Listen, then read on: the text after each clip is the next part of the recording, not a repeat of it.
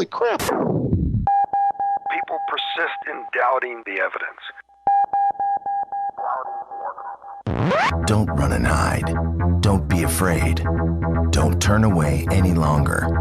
The truth will set you free. If the game is rigged, change the game. You're listening to Jimmy Church Fade to Black. Game changer, game changer, game changer, game changer. The Game Changer Radio Network.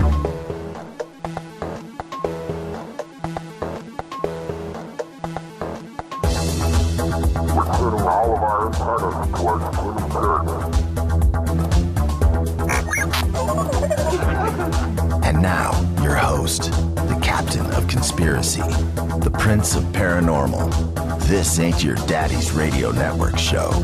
This is Jimmy Church, Fade to Black.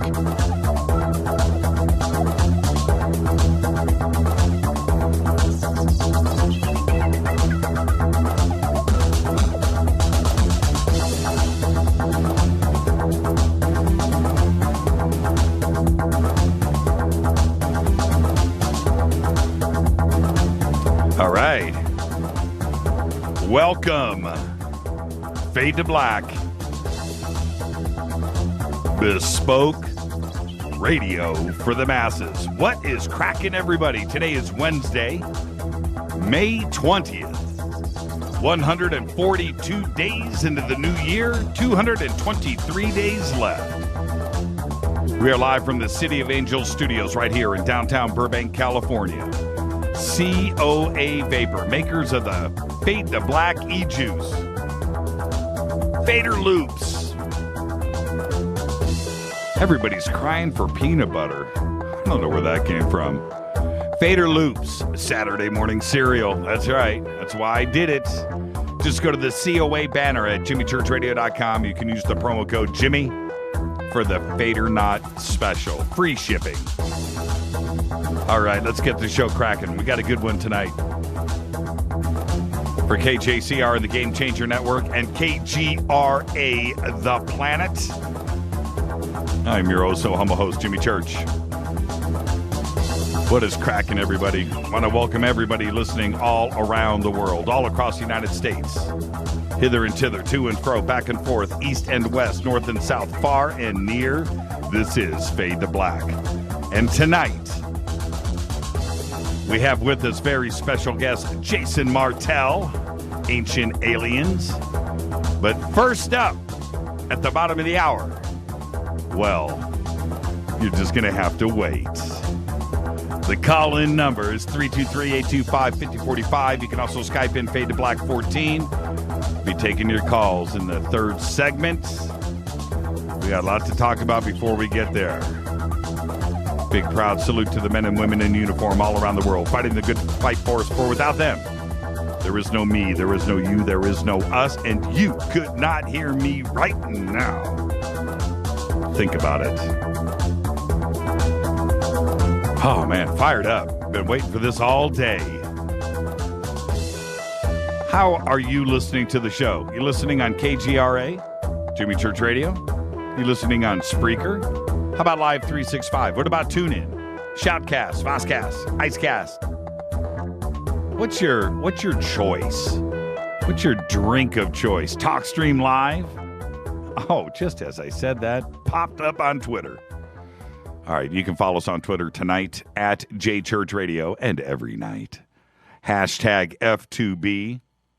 That is the sandbox, the sensation of the sandbox. You do. You want to come and hang out with all the Fader Knots. Let's get the show cracking. Let's go. Have you become a Fader Knot? Have you been to faders.org? www.faders.org? Go. Go. Become a Fader Knot.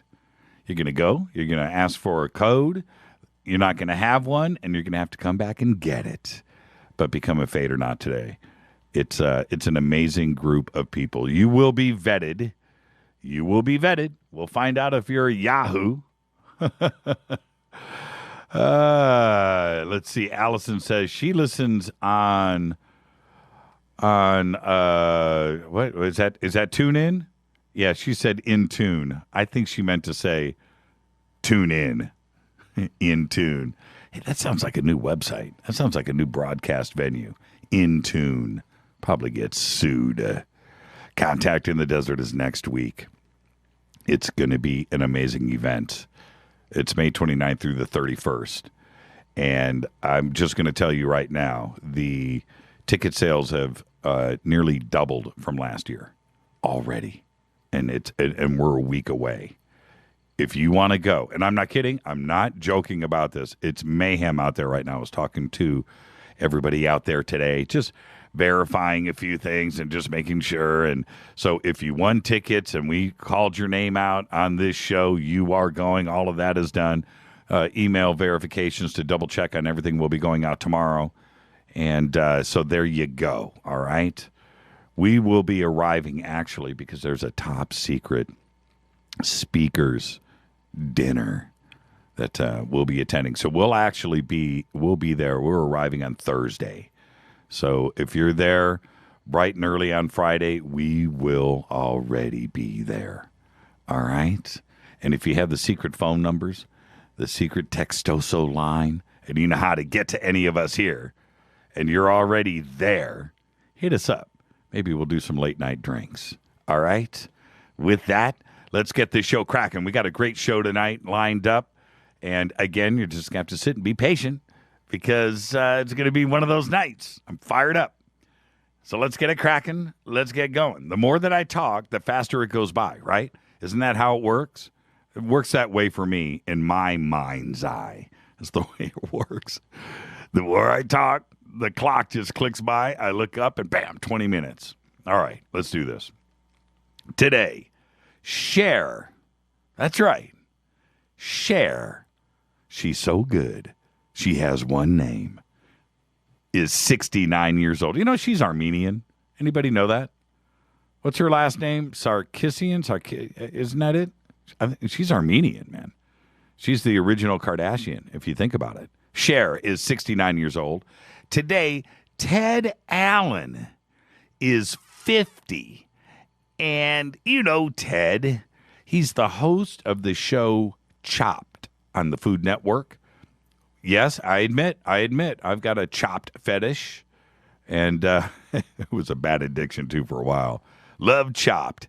Ted Allen. You know, the dude with the bow tie and the glasses. Or does he wear a bow tie? No, that's the other guy that wears the bow tie. Anyway, Ted Allen, 50 years old. Also today, Dave Thomas is 66. One of my all-time favorite funny guys, period. One of the funniest, period. Dave Thomas, 66. Dave Thomas is Doug of Bob and Doug McKenzie. You remember their TV show on SCTV, The Great White North? Their movie, Strange Brew, which is absolutely hysterical.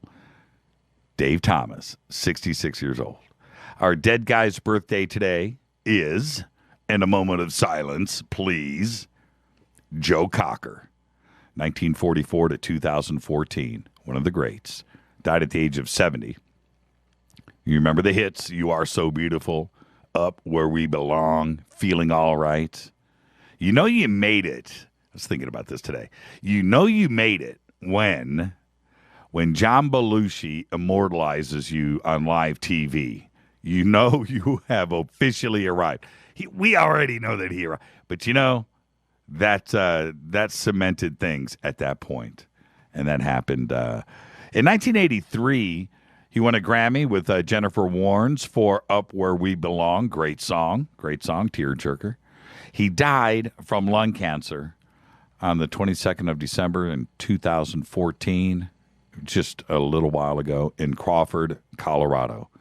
Happy birthday, Joe Cocker, one of the greats. Might be one of the, you know, you've got a few guys that came out of England. You know, you've got your Robert Plant. You know, you've got a few guys that came out of England that were really, really, really good and great. Joe Cocker is right there. Happy birthday, Joe. All right. Follow us on Twitter at JChurchRadio. Facebook is, you can go to the fan page, which is jimmychurchradio.com. You can also go to my personal page. That's fine. And we're a little backed up there. YouTube is Fade to Black. And, of course, the podcast is updated every day. And if you want to subscribe to the podcast, you can. It is only $2. And it's updated every single day. And there you go. Just go to jimmychurchradio.com. Everything is there. You can follow, like, subscribe, do whatever you need to do. All right? Tonight, we do have Jason Martell. First up at the bottom of the hour, we got a very special sneak-in, very special guest that doesn't do this stuff too often, if ever. And I'm just letting you know that right now. Oh, somebody take a guess. Let's go back to Twitter because it's already lit up. Everybody's talking about Joe Cocker. Yeah, Woodstock.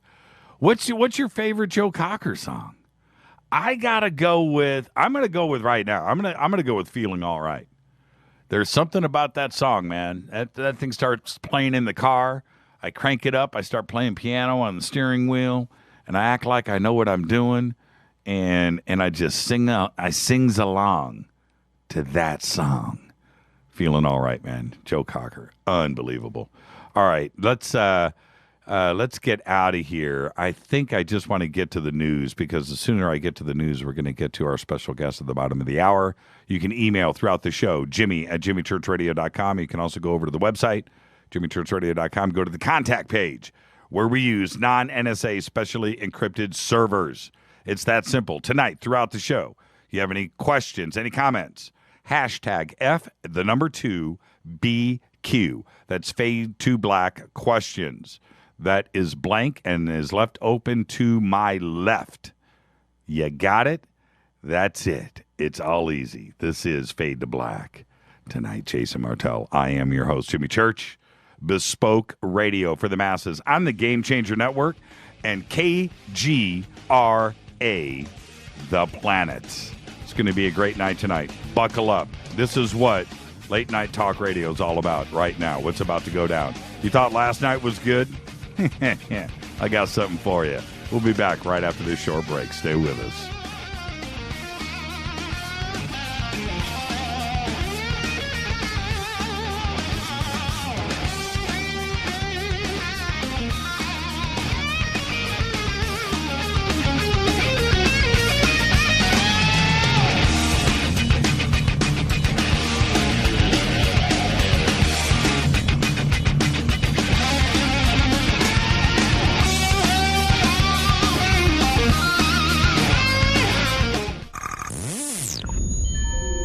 You're listening to Jimmy Church, Fade to Black. Fade to Black will now pause for alien identification. The station that talks the net. KGRA Radio. What's up, revolutionaries? It's me, Jimmy Church. Do you have an IRS or state tax issue? Well, I did, and I called national tax experts. My problems were fixed, done, fini, and man, I got to tell you, it was a relief. National Tax Experts are a recognized tax office that services clients in all 50 states. It doesn't matter where you live. Give them a call. I'm telling you, they take the time to understand each and every client's individual financial status as well as their financial goals. And that's exactly what you need, my brother, when you're taking on the evil three-letter. So, seriously. Give them a call today at 1-877-909-5444. Again, 1-877-909-5444. Or go check out their website, www.nattaxexperts.com. That's NATTAXEXPERTS.com. Tell them Jimmy sent you.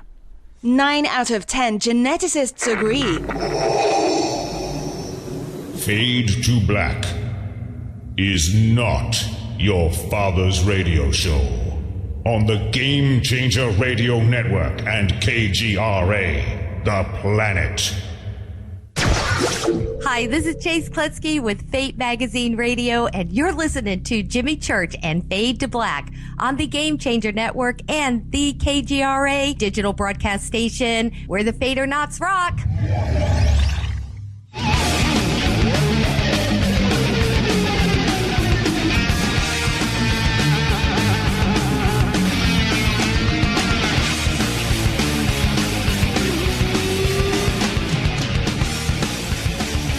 right, everybody, welcome back. Fade to Black.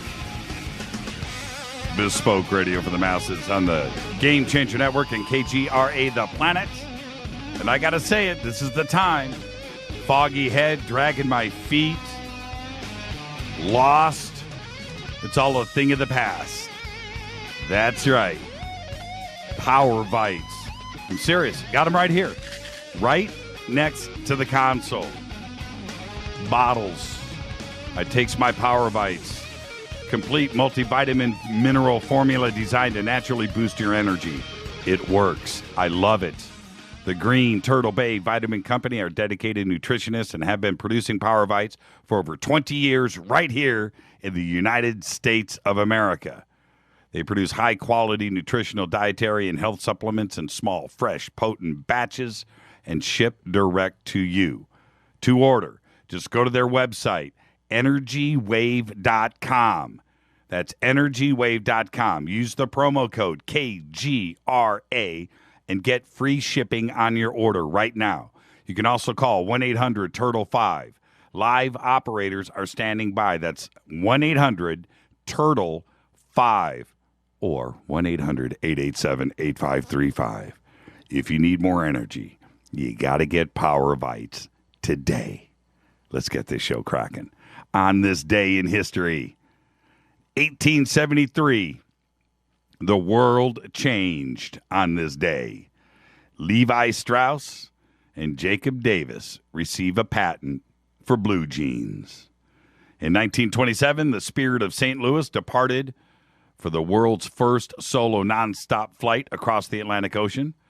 And in 2007, The Simpsons aired their 400th episode.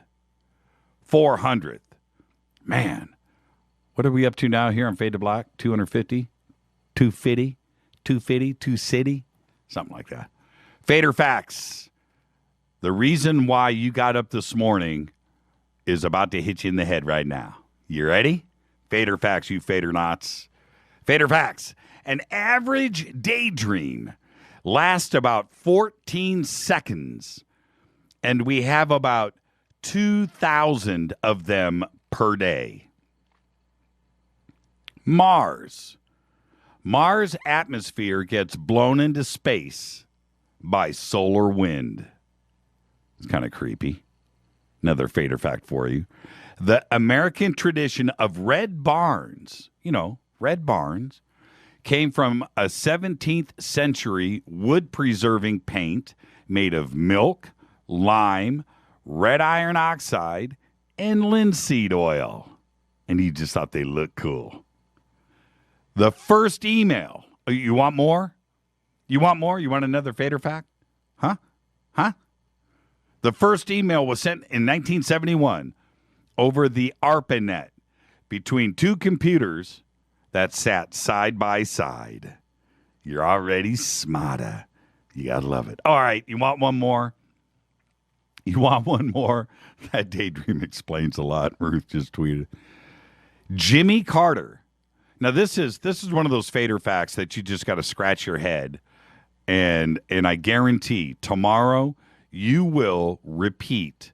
You will say this to somebody tomorrow. You ready? Jimmy Carter was the first U.S. president to have been born in a hospital. That's right.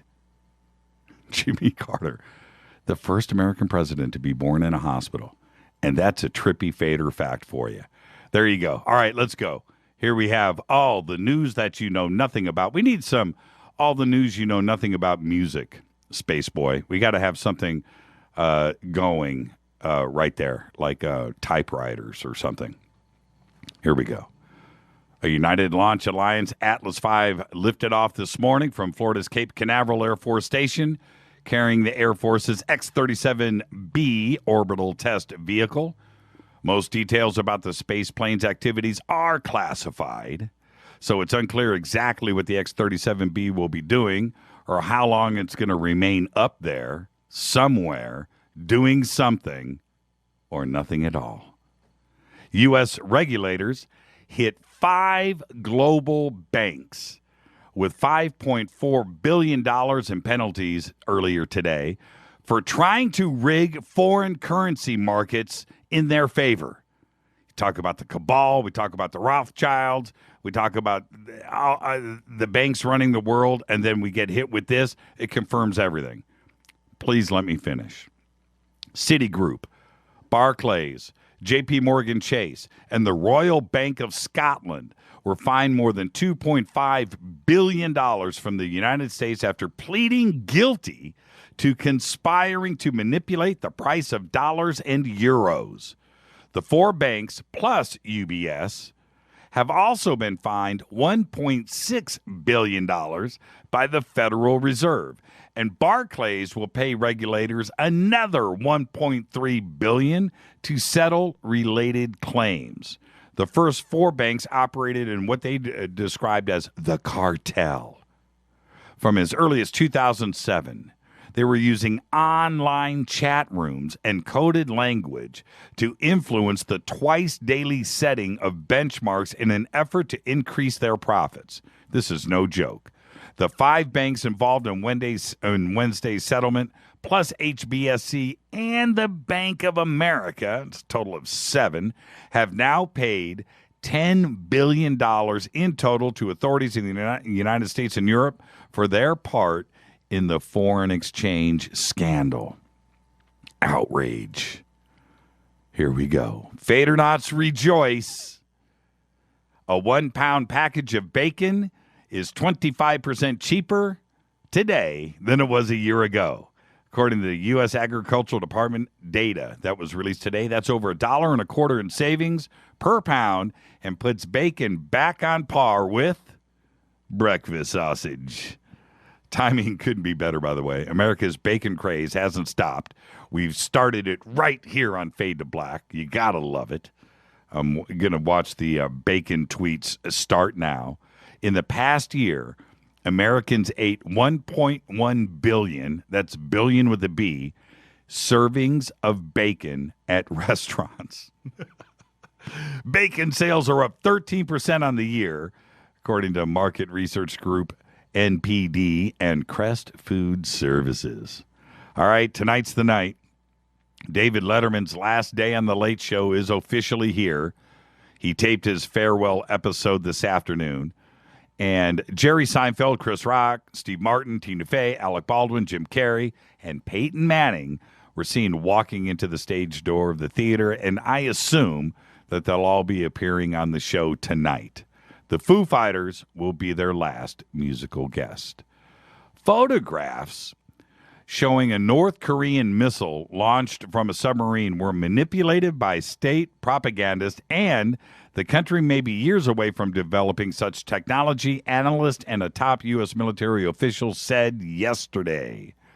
Analysis seen by Reuters from German aerospace engineers Marcus Schiller and Robert Schmucker of Schmucker Technology appeared to support Winfield's statement. The Munich-based pair said that photos of the launch were strongly modified, including reflections of the missile exhaust flame in the water, which did not line up with the missile itself. Oops. The pair agreed with analysis posted by experts on websites 38north.org. By the way, you should go check it out for yourself. And armscontrolwonk.com that the missile was likely launched from a specially designed submerged barge and not from a submarine. A photo on state television showed a missile high in the sky leaving a trail of white smoke, whereas other photos from state media showed no white smoke, suggesting the two photos were of different missiles with different propulsion systems, they said. Yeah, it was too good to be true, wasn't it? How many submarines? I went to try to find this out. How many submarines does North Korea have? One. How many submarines? I went and looked. I went all over the web. And just trying to account for North Korea's submarine fleet. I couldn't find anything anywhere. Not one mention anywhere. I'm talking about Jane's. I went through everything. All the websites. I went to the Pentagon website. I went everywhere trying to figure out how many submarines the North Koreans have. There's no documentation of anything. So I'm wondering if they have any at all. I don't know. Do they have a hand-me-down maybe from China? You know, some old diesel broken down rusted thing, you know, and it was given to them. I don't know. I doubt they have some nuclear sub. I would doubt that. So what is it? I couldn't find anything anywhere. So all of you Fadernauts out there, the first one to verify how many submarines the North Koreans have, you get K-28's junk drawer prize. How's that? All right. Bad news for Rush Limbaugh today. Yeah. Rush Limbaugh's Boston radio affiliate, WRKO, has announced it is dropping Limbaugh's talk show from its lineup. Limbaugh's syndicator, Premier, confirmed the news in a statement today, which reads, in part, "We were unable to reach agreeable terms for the Rush Limbaugh show to continue on WRKO. A final broadcast date will be announced in the near future." Ouch. WRKO has now become the second major radio station in recent weeks to drop Limbaugh's program. Limbaugh's longtime Indianapolis affiliate, WIBC, severed ties with him last month in April. WIBC. When I was in Indianapolis, WIBC had the only helicopter in town. So anybody listening to me right now in Indianapolis knows exactly what I'm about to say. It was called the WIBC Whirlybird. I'm not making it up. It was like the only helicopter. And it was just classic stuff. And WIBC is where you would listen to the Indianapolis 500 during the race. And anyway, I don't want to go off on that kind of tangent. But WIBC is the station. Well, along with WFBQ on the FM dial. But WIBC is a juggernaut in Indianapolis. And for them to cut Limbaugh, oof, what are we going to do for good comedy? What's WIBC going to do for good comedy now that Rush is gone? I'm just saying. All right, real quick. I got to get this one in. This is for race. High school students watched 50 Shades of Grey in class as a reward. That's right.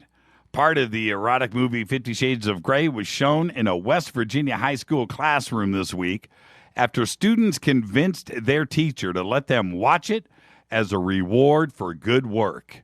The identity of the teacher has not been disclosed.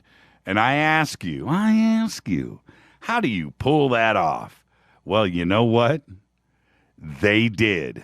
They got to see about 10 minutes of it before somebody walked by the classroom and saw the nasty on the screen and said, we don't watch that in this school. This is Fade to Black, bespoke radio for the masses. I am your host, Jimmy Church. That's all the news that you know nothing about. I got more for you later on in the show. Tonight, Jason Martell. When we come back after the break, very special guest sneaking in. I'm your host, Jimmy Church. The Game Changer Network and KGRA, The Planet.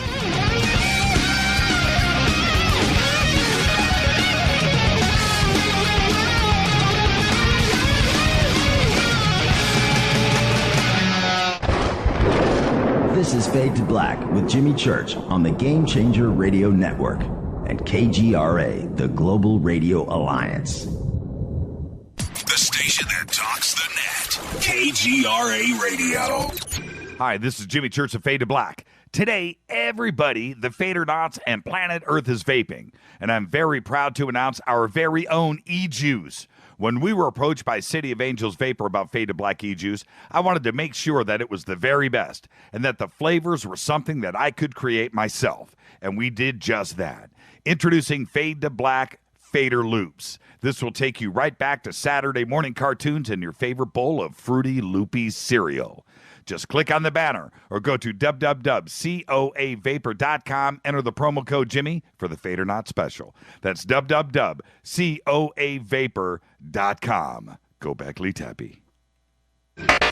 Imagine no longer being tied down to your computer, but having the freedom to take live talk radio with you anywhere you go. TalkStream Live introduces our first ever iPhone application. The talk shows you follow now follow you, and your iPhone is now the fastest and easiest way to stay connected to the best talk radio on the internet. Let TalkStream Live transform the way you listen to radio. Listen to live talk shows 24 hours a day, 7 days a week.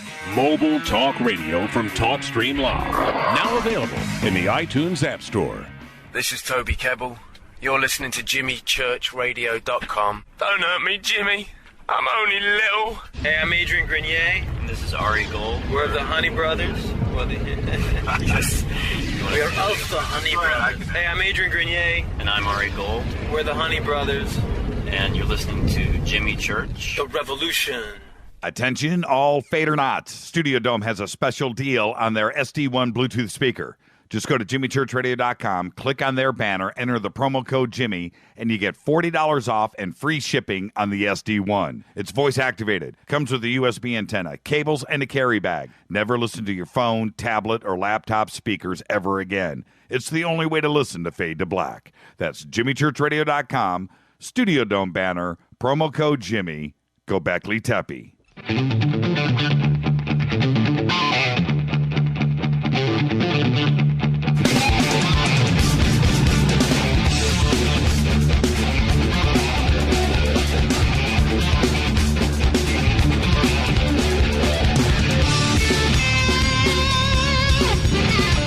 All right, everybody, welcome back. This is Fade to Black, the spoke radio for the masses. I'm your oh-so-humble host, Jimmy Church, on the Game Changer Network and KGRA The Planet.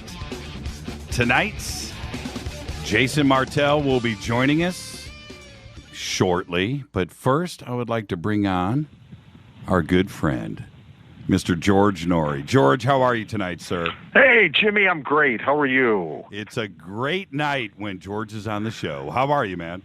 Life is good. Looking forward to hooking up with you this week, next week at Contact in the Desert. That's going to be a fun and a challenge, but life is good. Yeah, and I was talking to them, and by the way, George, welcome to the program. Let's get that out of the way. Thank you, sir. I was talking to everybody out there today, and they have already sold twice as many tickets this year as they did last year, and the event hasn't even kicked off yet. As if it wasn't crazy enough last year, imagine that double. Last year was packed. It was packed, and I think they did something pretty smart this year too, Jimmy. They moved it up a couple months. You know, we had that hot August heat. This time we're going to have this nice, cool May night, and I'm looking forward to that. Yeah, we might actually wear long pants, you know.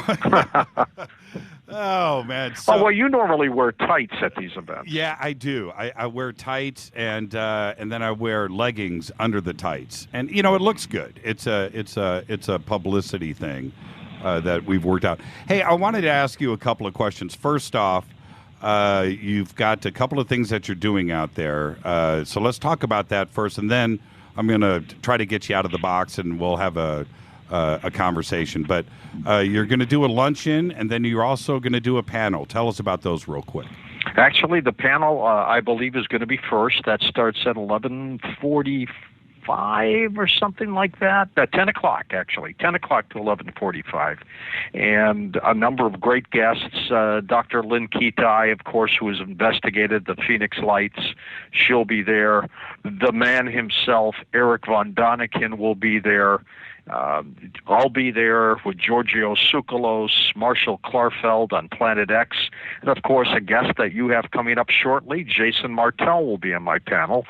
So it's going to be about 2 hours from 10 to 11:45, and then after that we've got a special luncheon, and we're just going to have some fun in the desert Saturday. Yeah, looking forward to that. Last year, if you remember, I broke into the luncheon. I used my press pass. Well, that's how you and I finally met each other. That's right. And I walked up, and your back was to me. The room was empty. That was so funny. And I walked up behind you and went, George, Jimmy Church. And you just spun around, and it was hilarious because you and I were alone in the room. So nobody saw what went on. I was lucky not to get shot. That's the bottom line. Being some stalker at Contact in the Desert. But and it was pretty interesting for me to see how you talk to a room like that where you have, two. I would say there was probably 200 people there, maybe more. Yeah. And watching them listen to you and how you spoke to the room, it was just amazing. I got to be a fly on the wall, and it was pretty cool. I learned a lot in those few minutes that day. Well, when we have subsequently run into each other at Conscious Life Expo, and these are just great events. I do these as often as I can because I want to meet the listeners face to face. I mean, it's great doing radio. It's as we beam to the multitudes. But meeting people, Jimmy, one-on-one is critical for me, and I get that when I go to these events like Contact in the Desert. Now, I want to ask you a couple of questions, and Sure. I'm going to say this to the audience really quick. George and I, we talk quite a bit. We talk we talk a lot. But what we don't talk about, and George, verify this, we never talk about the paranormal, do we? No, not when we talk. No, we not talk. when we talk. No, we talk life, we talk family, we talk food, whatever, but we never talk paranormal. So here we are tonight. I'm going to take advantage of it really quick. Okay. Last week, we had the May 5th, or 2 weeks ago now, the Roswell Slides. I guess now we can call it a bunch of different names. Hooey. Hooey, the fiasco. Debacle that went down. What was the mistake that was made?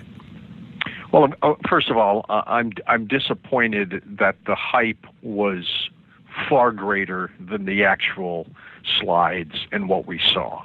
A little disappointed.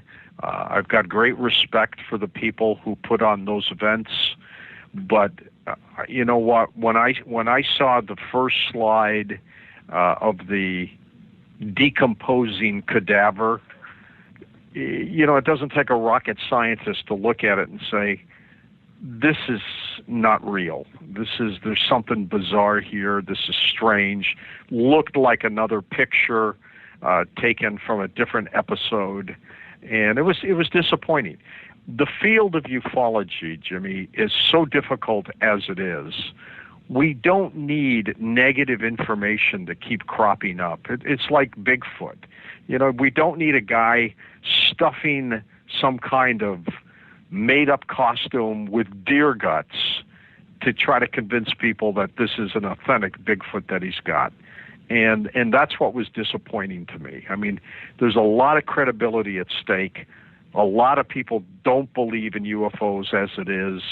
And when we do stuff like this, it's childish, it's silly, and the fact that money changed hands here, people actually paid money to watch this online, and for this to happen just kills the credibility. I dropped a guest on Coast to Coast years ago who said that he had captured a Bigfoot and that he had him in a corral, and that he wanted the people to pay per view to watch it.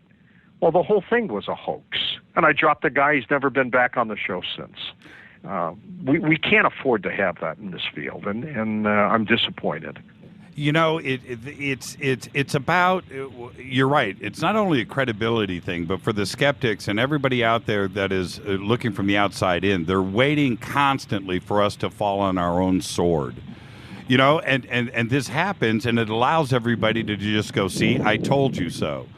And that's what we didn't need. You would have thought, George, with the experience of the alien autopsy film and Ray Santilli and everything that had gone through with that, with all of these researchers, that nobody wanted to go through that again.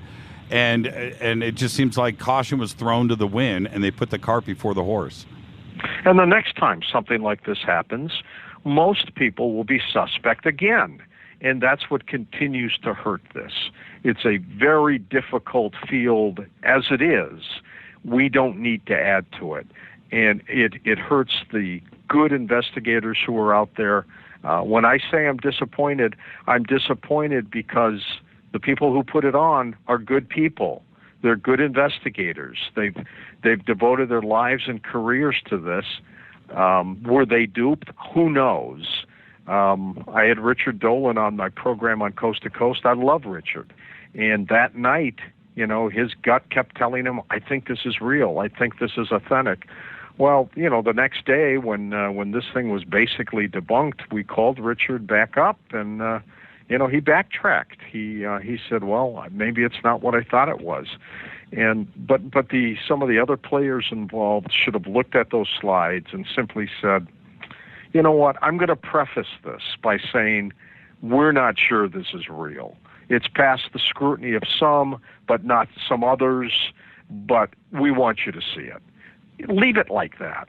But, it was presented like it was the thing. And, again, it hurts the field. Yeah, and if they would have, you have the power with the internet, as you know, George, the power of the internet today. You have millions of researchers at your access now. Just put the pictures out there. They had them for 3 years, and they weren't able to crack what the internet did in a matter of hours, if not minutes. Exactly. Or maybe they did know, and if they did, I'd be further disappointed. But I don't think so. I think they got caught up in the hoopla of what they had, and they went with it. And you know what? It collapsed around them. So be it. It's done. And one other thing that I wanted to get to really quick is you broadcast. I don't know how you do it, by the way. I don't know how you do 4 or 5 shows, sometimes 6 shows in a row when you do your the Sunday night broadcast.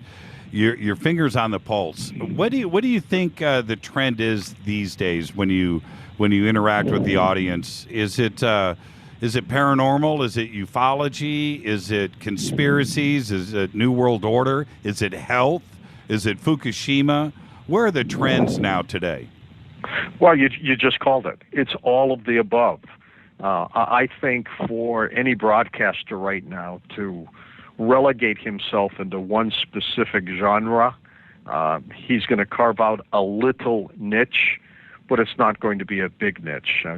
Jimmy, we broadcast on the internet. We broadcast on 600 radio stations. We constantly need to fine-tune, adjust, tweak, come up with different subjects and topics. I love the paranormal, but how many times can you do a show on ghosts? How many times can you do a show on UFOs? How many times can you do a show on Bigfoot? You got to mix it up. And this world is changing so much that we do not do justice if we don't cover some of those topics with a little edge, with a little suspicion, with a twist. And that's what we've been able to do with Coast to Coast. And so when you ask what is the trend is to do programs seeking the truth wherever it might take us. Wow, that's well said. And if you and I were off the air right now, which we're not, and I said to you, where's your expert? Where's your expertise lie? Where's your comfort zone? And I remember you asking me that question once off of the air, and so did Lisa. And I answered, where's your comfort zone, and where do you do not like to go into? I try not to touch a lot of the mainstream topics, hard politics, abortion, issues like that, the death penalty. I did that in my earlier Nighthawk days, Jimmy, in St. Louis. What I like to concentrate now on are just things that affect people directly, whether it's a conspiracy, whether it's a one-world government, whether it's alternative medicine. Are we going to do away with hard currency and go to some digital format? I just like to look at futuristic things. End times, I love talking about those possibilities. So it's pretty wide encompassing. You find that you need to have almost a PhD in life when you do these programs, because our listeners, and you know this with just yours, they're brilliant people. They're smart. They know what's going on. And if you're not on top of things, boy, they're going to get you. And So, it's constant change, it's constant adjusting, but you got to keep track of everything that's going on. How do you find the time? I talk. You have to. I talk exactly. I talk to you so much, and I'm thinking to myself, and when I do this with you, George, don't you? You got a show here in a little bit, and I'm always conscious of that you're always on the air every night, just like I am. But research has to get done. How do you find the time for it? It starts the minute I wake up, Jimmy. I'll get home, whether it's in Los Angeles or St. Louis. There's time changes there, of course, and differences. But I'll get to bed about an hour and a half or so after the show, and then I'm up early. And you hit the deck running. You're working on picking your bumper music, working on the news guests, checking your emails, and getting the foundation out of the way. Hopefully, the book from the guest that night has arrived a week earlier. Right. Sometimes it arrives that day. Sometimes it doesn't arrive. So you got to do more homework that way too. So it's just, it's constant. And then, you add to the mix. I do many events every year.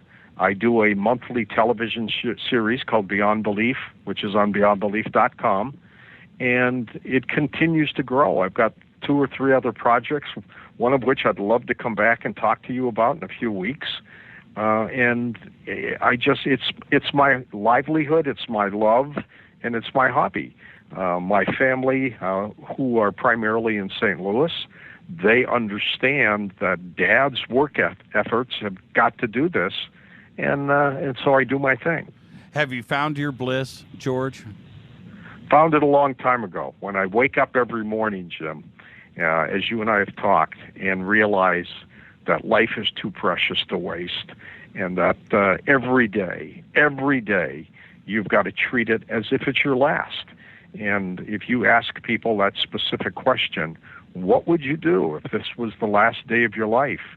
You would come up with a lot of interesting answers. I would hang out with my wife and kids and do a radio show. That's what I would do. I would like to just send a text message to my buddy Jimmy Church. Yeah, right on. Yeah. Hey, okay. Say hi to Jason Martell, George. Hey, Jason. That's right, gentlemen. Good evening. This is Jason Martell, and George, we're just kind of, the worm turning 180 degrees. I thought I'd kind of call bomb your interview. Yeah, I did that to you some time ago, and I look forward to having you on our panel in about a week at Contact in the Desert. Yes, sir. I look forward to it as well. A star-studded cast you have there with Giorgio and Eric and myself, and I'm sure a few others. And it's always fun. I mean, last year was great. Your panel was great, even though we were kind of in the sun. But reviewing some of the photos on the internet, there were people even claiming that aliens were appearing behind us, like popping out of dimensions and in and out of being seen in photos and stuff, which I'm sure they weren't. But you just never know what'll happen at Contact in the Desert, though. George, absolutely. George, did you see that photograph that went around the internet of Contact? I sure did. Yeah, that was pretty amazing. Now, it was weird. I want to ask the two of you the same question. I'm going to throw it to George first. Okay, George. All right. What was the last song that you listened to today? The last song I listened to today was "Love Me with All of Your Heart" by Engelbert Humperdinck. As I sing this at one of my events, I'm going to be in Vancouver June 6th, and it is my closing song that I sing. So I was doing some practicing in the car. Tom told me once. He goes, wow. Man, he can really do the Engelbert. I was like, no, oh yeah. And it was it floored me. I'm a big Engelbert guy myself. Jason, what was the last song that you listened to today? I believe it was a song by Journey, something about two worlds going apart or something, but classic song, great motivational music. There you go. For me, it was "Dance the Night Away" by Van Halen. There we go. That's awesome. Right up there with Hot for Teacher. So, George, what's the panel going to be about? We're going to be talking about extraterrestrial life. We're going to spend some time talking about how it has affected everybody. And, of course, that's the crux of the entire weekend event. And all the experts, including Mr. Martell, as he mentioned, Eric von Daniken, Giorgio Tsoukalos, Marshall Klarfeld will join us, and Dr. Lynn Kitai. We're going to talk about the relevancy of that. And we'll put it all together for a nice 2 hours, and then the luncheon after that, and everybody should come on out and have some fun. It's going to be great, and you're right. It's going to be 85 degrees there this year, and that's a whole different story. Oh, thank God. That's a whole different story than $120. Yeah. And really quick, George, before I let you go, and again, thank you for coming on. Who do you have? Who do you have on Coast to Coast tonight? Well, tonight we've got a very special split show of two special guests. We're going to talk about solar energy for the first couple hours, and then a couple Bigfoot hunters are coming on to wrap up the program. So we've got a little mixture of everything tonight.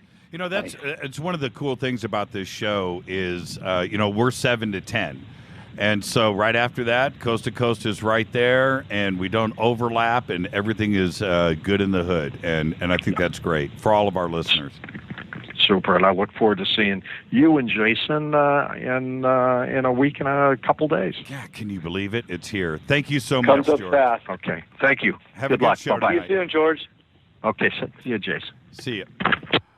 There you go. Welcome, Jason. How are you tonight, sir? I'm doing great. Forgive me. I've got a little frog in my throat tonight, so if I clear my throat a few times, excuse me. I remember one of the But times. other than that, I'm doing great. Yeah, one of the times you were on with us, and you had clinking ice in the background, and I was picturing, like a tumbler of scotch, and you're on your back, porch, and just kicking back, and just living the good life. That's funny. Well, quick story with George that I didn't want to bring up because I know his time was short, but George is a pioneer. I mean, the guy is, he's been doing this for so long, and I'm very, grateful to have had the career I've had up to this point with, doing interviews or being a part of certain shows. And so over the years, I've crossed paths with George in so many different settings, from being on his Beyond Belief show or being interviewed on Coast to Coast or, obviously sharing the camera under Ancient Aliens. But I remember many years ago, I would say probably 10 years plus, one of my first interviews with George, in such a late night slot, right? Like he usually comes on, or the guests usually come on at 11 and then stay on till 2. So that's 3 hours of hardcore late night, Yes. And I remember one time being on his show as one of the newer guests, and boy, I tell you, by about the second and a half, about 2.5 hours in, I think I was nodding off a little. And I'm the guest. He's interviewing me, and I think on air he's like, "Jason, come on, man, stay with us." And I'm like, yeah. Sorry, what was I saying? I feel so when I host Coast to Coast, I'll say you have to be very cognizant of one thing. If you have a guest that is on from New York, it's one thing to be on from 10 to 2 here in L.A. That's late. It is. It's late. Right. But tack on 3 hours to that, then you've got a guest on in New York. You've got an hour to go, and it's 4:30 in the morning. For them. I don't know how their brain works for the next 2 or 3 days. I was talking to Bryce Zabel today before the show. He's great. And we were talking about Coast to Coast, and he goes, every time I'm on there, I love going on, and it's great. But I got to tell you, man, it takes me 2 days of getting rid of that jet lag from being on Coast to Coast. And yeah, I can totally see that. It's like, sometimes it's not only the hours of being on that late, but, the preparation for the show and kind of making sure that at least I would be on point to speak articulately, for 3 hours late at night. I'll tell you a funny George story, since he was just on, so we can keep the subject going. We'll do this right up. We're going to take a break in about 2-3 minutes. But okay. This is a funny George story. We're somewhere here in Los Angeles, and we had been talking for a while, and I turned to him, and I go, George, I'm talking about all the rhetoric that goes on the web and different websites out there, and you know what I'm talking about. And I turned to him, and I go, you know what, man? I kind of like you. You're a pretty cool guy. And he turned to me, and he goes, Jimmy, I'm a bright ray of sunshine. Cool. And it was just so, he looked at me right in my eyeballs, man. And and that's how I look at Noory, man. Anybody that's got anything critical to say is you don't know the man. He is. Please, no, he's on the level. Yeah, that's a real. He knows cool what he's dude. saying, and he knows how to command an audience. And anytime like I said, I've worked with him in the past, and it's like anytime he's, leading an event or speaking an event, even Contact in the Desert. If you log on to Contact in the Desert, his name is at the top for a reason, right? Because the people love George, and they literally latch on to coming out and seeing him, and putting the name to the face. So it's cool, and it is a great experience to be able to connect with fans at a place like Contact in the Desert. One more George story. The audience is going to love this. So we're out of Contact in the Desert. He's doing this luncheon, and like I was just saying earlier, there was like 200 or 300 people in the Friendship Hall. It's packed, and everybody, all the A-listers are in there except for you. I think you were actually presenting back at one of the halls. But anyway, so he's taking questions from the audience, and he says, I think his question out to the audience was, is there any shows that you would like us to do in the future? All the hands shoot up, and he picks this lady, and the lady goes, this is how he commands an audience. This is what made me think of it when he mentioned that. She goes, I want more shows on mermaids. Now, oh God. Now, when she said that, I thought, what kind of comeback? How do you answer that? And on cue, just like that, George goes, let me see your feet. And the audience just laughed, and I thought, man, how quick! That's awesome. Yeah, it was just awesome, and the place erupted and laughed, and I laughed. It was just hilarious. But, yeah, that's great. Yeah, let me see your feet. Oh man! All right, hey, listen, let's take a quick break, and then when we come back, good stuff. Yeah, I want to talk about your presentation at CITD. What's your presentation going to be about?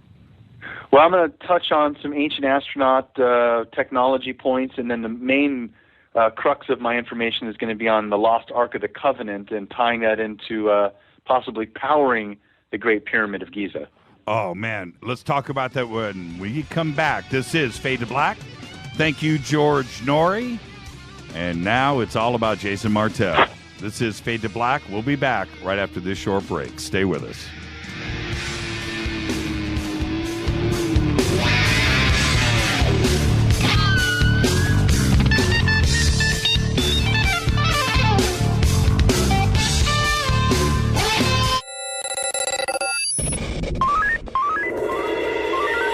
Way out here, we listen to Jimmy Church.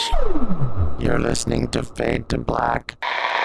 Always on the edge of the hottest alternative talk. Jimmy Church with Fade to Black. KGRARadio.com. This is Jimmy Church of Fade to Black. May arrives soon, and with it comes another Contact in the Desert. So join me in Joshua Tree, California, for the 3rd annual Contact in the Desert Conference being held May 29th through the 31st. 2015 brings another awesome lineup of speakers, including publisher of Legendary Times, Giorgio Tsoukalos, New York Times bestselling author David Wilcock, journalist and conspiracy expert Jim Mars, former head of UFO Project for the MOD Nick Pope, investigative reporter Linda Moulton Howe, author and contactee Travis Walton, UFO historian Richard Dolan, and many more. You don't want to miss this. Fade to Black and KGRA will be there broadcasting live May 29th. Just visit contactinthedesert.com for tickets and information. That's contactinthedesert.com. ¿Qué tal, mis amigos? Yo soy Mario Carson, el tiburón, y los invito para que escuchen a mi buen amigo Jimmy Church Radio. ¡Claro que sí! Did you ever turn to your radio for your favorite talk show to find that it's been preempted for this? In the air to deep right center. Back goes Lewis to the wall, and it's out of here! Or this? And I'm ashamed of you, Hillary, for voting for it. Do you have a favorite talk radio program that's not available in your city? Just go to TalkStreamLive.com for links to the best streaming talk radio shows. At TalkStream Live, you will find live talk shows 24 hours a day, 7 days a week. All your favorites are here. With such a large selection, you will also discover some new favorites. On the go and still want to listen? With a mobile smartphone, simply type TalkStream Live on your internet browser. Now you can take internet radio with you. You will also find hundreds of music, news, and sports streams. Best of all, the TalkStream Live directory is free and there's never a login required. Remember TalkStreamLive.com, the fastest route between you and your favorite talk radio show. You are listening to Fade to Black with Jimmy Church on the Game Changer Network. Oi, oi, I'm Reese Evans. You're listening to Jimmy Church. This is Revolution. The revolution will not be televised. The revolution is on radio. Ciao.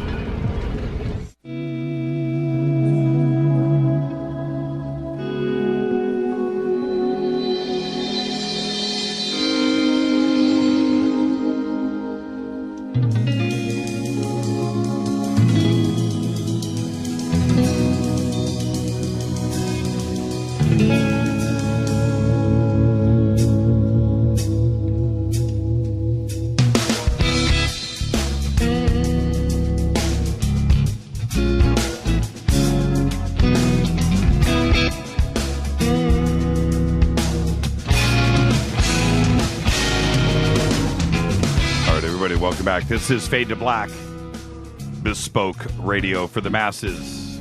Thank you, George Noory. That was cool. Great conversation.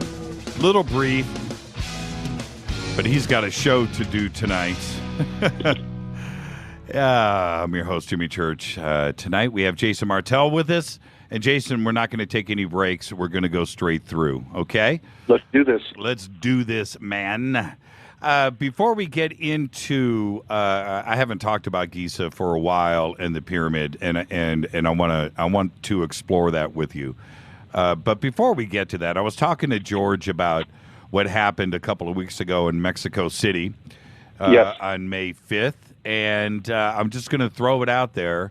I'm sure that you were nervous along with all of us before that presentation went down, and then we know about the blowback and the aftermath. But what are your thoughts today? Well, what are you exactly speaking of? Was it a mistake? Cinco de Mayo? Yeah. You know, the Roswell Slides and the way that it was dealt with, and the mistakes that were made, and you know, could they, should they have, should have, would have, could have done it just a little bit different?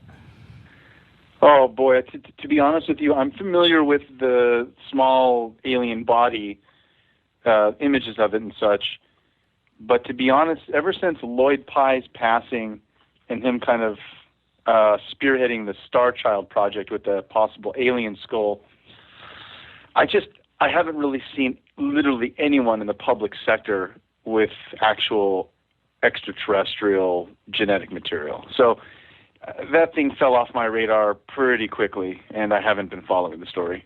That's probably, and with everything that has gone down now, that is, you're protected. That was a good. That was okay. That was only because it is amazing to me how quickly not only the audience out there and everybody that's watching it from the outside, but how all of these researchers and authors started attacking each other too, you know, virtually overnight. And it was a nasty thing, Jason, to witness and to sit back and watch this. I thought it was actually quite sad, and you know, these are friends and these are people that we know and we communicate with every day, and you're watching this just flame throwing going on both sides, and you couldn't just help it. It was almost morose to watch it go down, and if you backed off and didn't pay attention to it, like I said, you're protected. That was probably a smart move. Were like other ufologists attacking each other based on their differentiating opinions and such? Yeah, it came down to I told you so, and a lot of finger pointing, and of course the dreaded word hoax and all of that came out as well. And I don't know, man. And I think moving forward, what we have to do, and I was speaking to Race about this earlier today, I think we have to figure out a way to communicate and to make sure that this never happens again. Ufology, the paranormal, your show and everything else, you need to have your ducks in a row. You can't come forward with stuff unless it's completely vetted and you know what you're talking about. Yeah, and even then, it's still a very difficult path to walk. I stick very firmly with my research in ancient evidence. I've been investigating the field of ufology and the ancient astronaut theory for a long time, and I'm 41. But as I said, I've been I started this at a young age, and really, even though the climate has changed in the public view, from a society standpoint, it's kind of acceptable now to accept shows like Ancient Aliens and the ancient astronaut theory. However, there's always been a line in the dirt that most people who will pay attention to these topics, if they want to keep their sanity and their normal way of life, don't cross, which is anything to do with the modern UFO cover-up.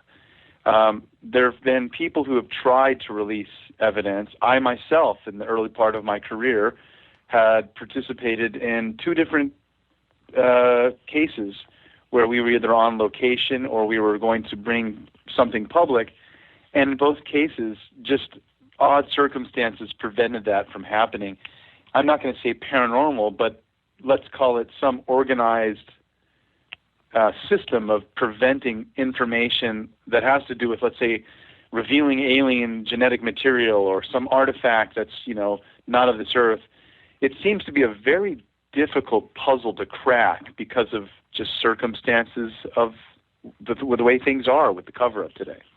Well, can you be specific on the 2 instances, or is it something you're just leaving behind? No. I mean, I'm sure if somebody Googled it, there's probably some remnants of this. I mean, everyone in the field was aware, and something that we tried to go public with under the site called, remember this was about 15 years ago, it was called UFO X-Files. And essentially, we were working with some people, and now deceased Dr. Roger Lear, who was the last person to own this debris before he passed. So I don't know who owns it now, but at the time, it essentially was a passed-down piece from the Roswell spacecraft, an actual piece of the debris. Right.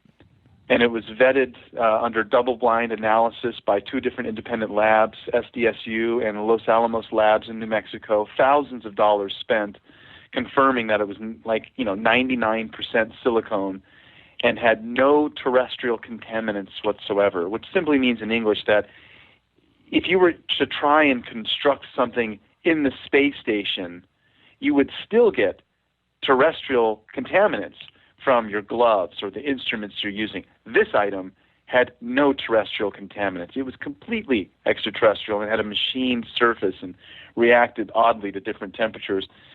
The odd circumstances that we experienced is that when we went to do a live webcast, the doctor from SDSU became a janitor. Our servers, all the data was wiped. What? Yeah. Did this piece look metallic and that it was broken off on one side and had really thin ridges around it? Yep. Yeah, I have those photographs here, and I also have the analysis sent to me from the guy that actually has that rock in his possession now, or not rock, but debris. Interesting, and I do have those high res, and I have the reports here, and he offered to send it out to me, and I could check it out. it seemed like it just it went away, and I don't understand why. When I looked at it, it looked strange. I mean, it didn't look like anything I had ever seen before. Right. Well, not to get too off topic here, Jimmy. I mean, it's fun to just kind of go off in all kinds of directions. And, I only bring up this circumstance just because I choose to stick in the ancient astronaut realm simply because, no one really cares about looking at evidence that already has existed for thousands of years and just putting a different spin on it, connecting the dots, if you will, in a different way, which is what I'd like to get back to as far as how we now look at ancient sites using astronomy as well as geography right, to better pinpoint. You and I have discussed this. So the modern stuff, I'm fascinated on a personal level. But what I found from a safety level, if you will, is that it just doesn't seem to be in the best interest of people trying to do things like, these Roswell Slides or, Lloyd Pye with the Star Child skull or anything that's on the forefront in the public sector of trying to break the veil of secrecy. I don't find that's a very safe place to be. Well said. Yeah, well said. And you know what? The ancient astronaut stuff is just more fun. Let's just be real. Oh, it is when you have the ability to connect the dots from Göbekli Tepe to Giza to Peru to Bolivia to Mesoamerica to the Far East and India, and you're able to just look at all of these examples of things and you can be the Indiana Jones of this, and that is fun. Plus, the evidence is tangible and you can touch it. It for the most part, yes, and some of this will cross into modern technology, right? When we start to realize that even off-planet these structures seem to exist in correlation with what we have megalithic structures-wise. We have the pyramids at Giza and the Sphinx, but here we have, at least on the closest neighboring planet, Mars, the Cydonia structures, which seem to somewhat emulate or mirror Giza with pyramids and a face-like structure. So, boy, it is interesting that there are, signs all over that are from the past, but some of them are so ancient, we're going to need modern technology to investigate them. So when we look at sites like Cydonia on Mars, I think there's going to be a lot of other connectors that we're going to find as we explore the solar system.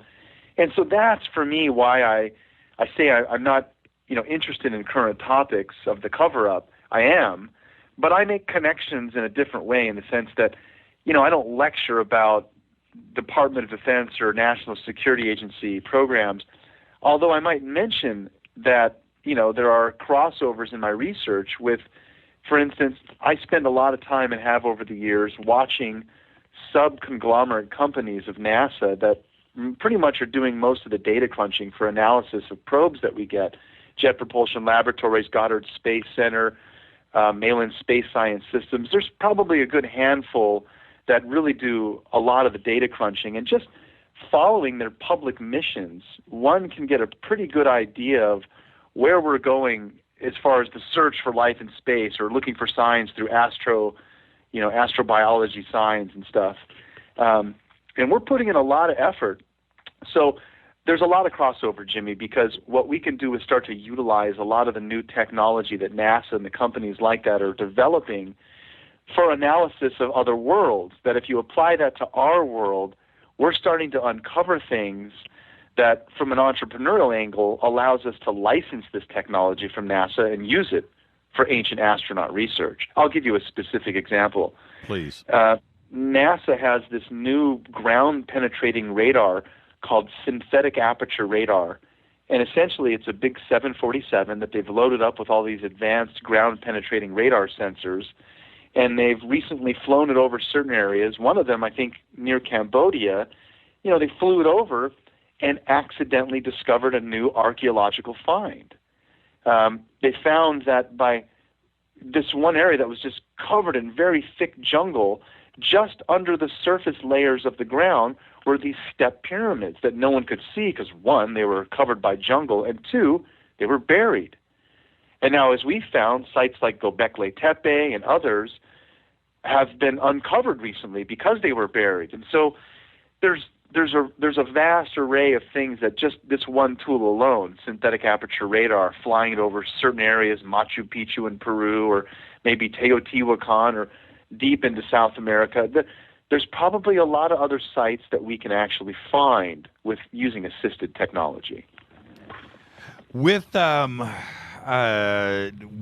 too as well, if you down in South America and also Costa Rica, Honduras, all of the jungle is overgrown. So much of what's there, the only way to find anything now is flying over with ground penetrating radar just to pierce the jungle canopy, and we're finding stuff there all the time, and it would never happen without that. Why don't we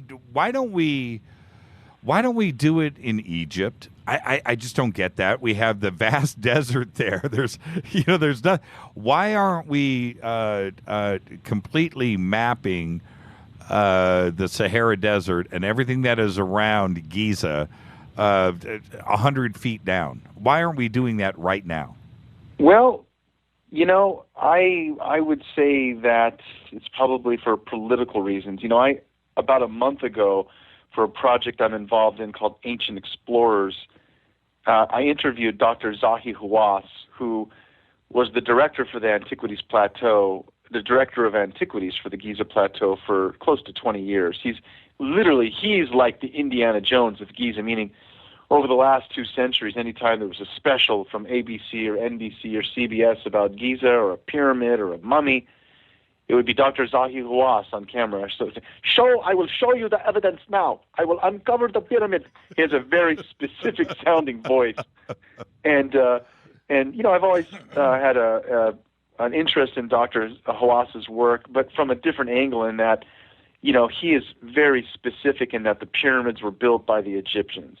If you go look, the pyramid builders are inscribed on the walls, showing them building the pyramids. They were buried near the pyramid. The pyramid builders are there as inscribed that this is where we, laid to rest the pyramid builders. So, on live interview with him, he was very specific, and I respected his opinion. And he was like, "Listen, I even though you can tell me there are sites like Göbekli Tepe and Bada Valley in Indonesia or various other sites that predate clearly, even some of the underwater sites, Yanaguni or Dwarka, that clearly predate the building of the pyramids at 2500 BC, which they probably weren't even built at 2500 BC. That's another topic.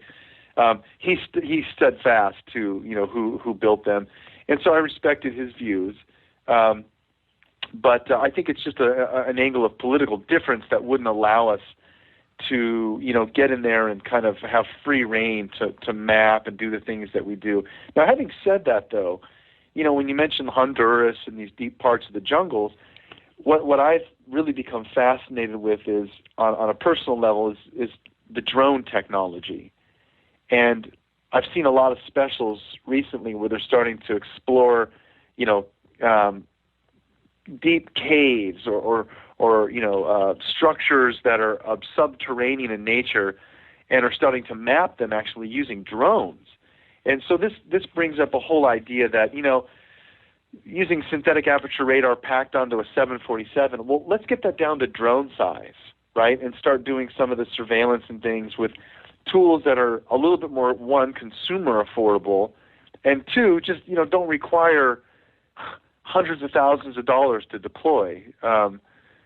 So it's very interesting to follow the progression of technology, and a lot of the things that the large space agencies are doing, we can follow as just public citizens and watch how this technology evolves and eventually comes into our own hands in the public sector through the use of night vision goggles, or, now we have FLIR goggles. You can literally buy a snap onto your iPhone and turn your iPhone into a FLIR, which is literally amazing heat sensing technology and tools that we have available, with the advances in science today. Well, I want to get back to Hawass for a second. Did you see the video of him and Graham Hancock came out a couple of weeks ago? No, I saw a screenshot of it and got the gist of it, but it got pretty violent. Sure. Yeah, it got pretty violent. And with your discussion with him, because you guys were going right there one-on-one, was his mind completely closed down? Was there any way, I know you well enough, Jason, to know that you can pick up on vibe, right? I mean, was he just was the door closed? Oh, yeah, completely closed. Yeah. And even with your magnetic smile and personality, it wasn't even going to crack? I again was being very respectful, and so I didn't press him in any way that where Graham Hancock might try to turn it into a debate.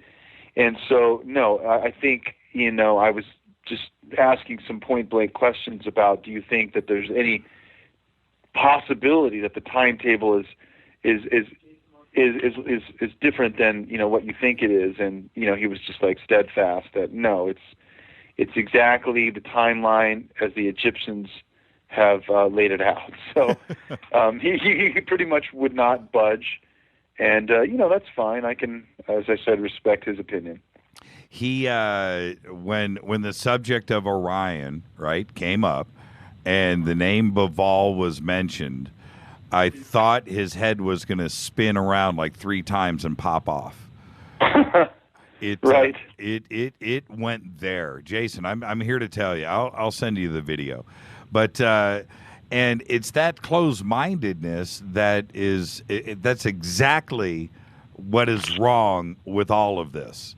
If you are going to learn, if you're going to expand your mind, then you need to listen to everybody's point of view. You may not agree, but you need to hear this out, because the evidence is mounting. The pile of evidence is mounting so much against Orthodox Egyptology right now that he has got to step back and start to accept some certain facts.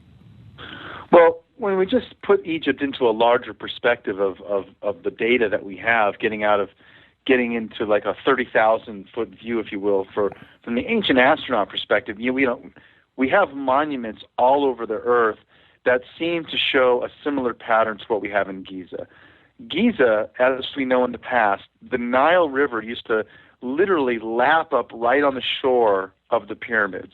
The pharaoh could walk down from the pyramid and be at the foot of the Nile. Right. Now, for whatever reason, if you look on Google Maps today, you'll see that the Nile River is many miles away from the pyramids. So geologically, we can track how long it's possibly taken for the Nile to meander away into the position it is now. Combining that with the astronomical data laid into the complex structures of Giza, we know that the 3 pyramids of Giza are emulating the Orion constellation, and they literally line up in the sky with Orion. They line up like a terrestrial map at 10,500 BC.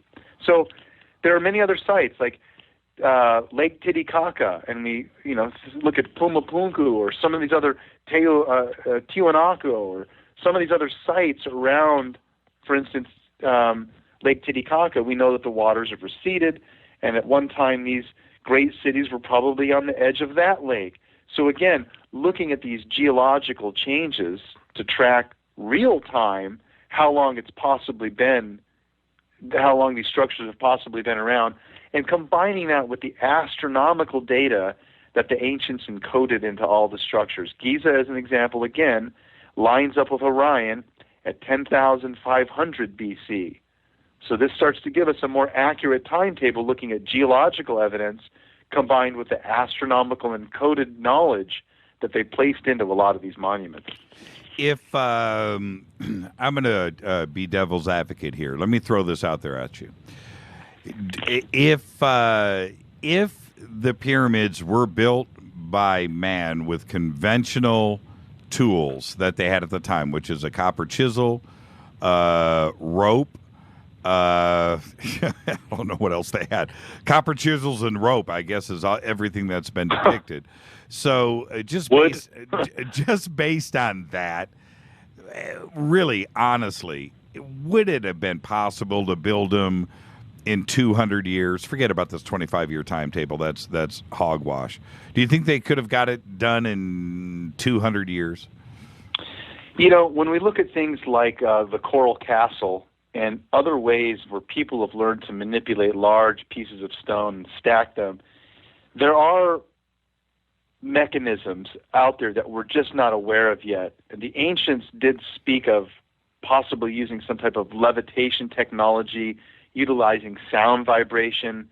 So there might be things that we just don't fully understand to explain how they were able to build these things in the time period that they claimed, or anywhere close to it, if you will. So finding evidence in the form of technology that we ascribe to technology, there might be some differences there that we just don't fully understand the realm of how they were able to do what they do, and so we're looking at it just from the wrong perspective.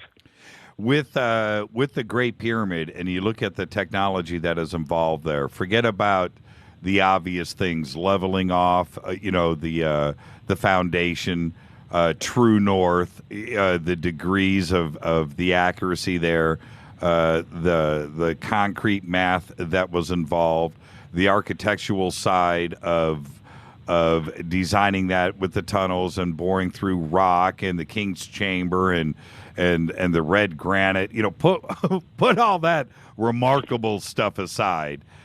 They didn't build another one. And either they just finished that and then threw down their tools and said, we're never going to do this again. That's it. Or they didn't build it at all. It was already there when they got there from 10,500 BC. And I just, for an Egyptologist, that's where common sense comes into play. If it was so easy for them to crank out in 25 years, then how come there's not 10 of them? Good point.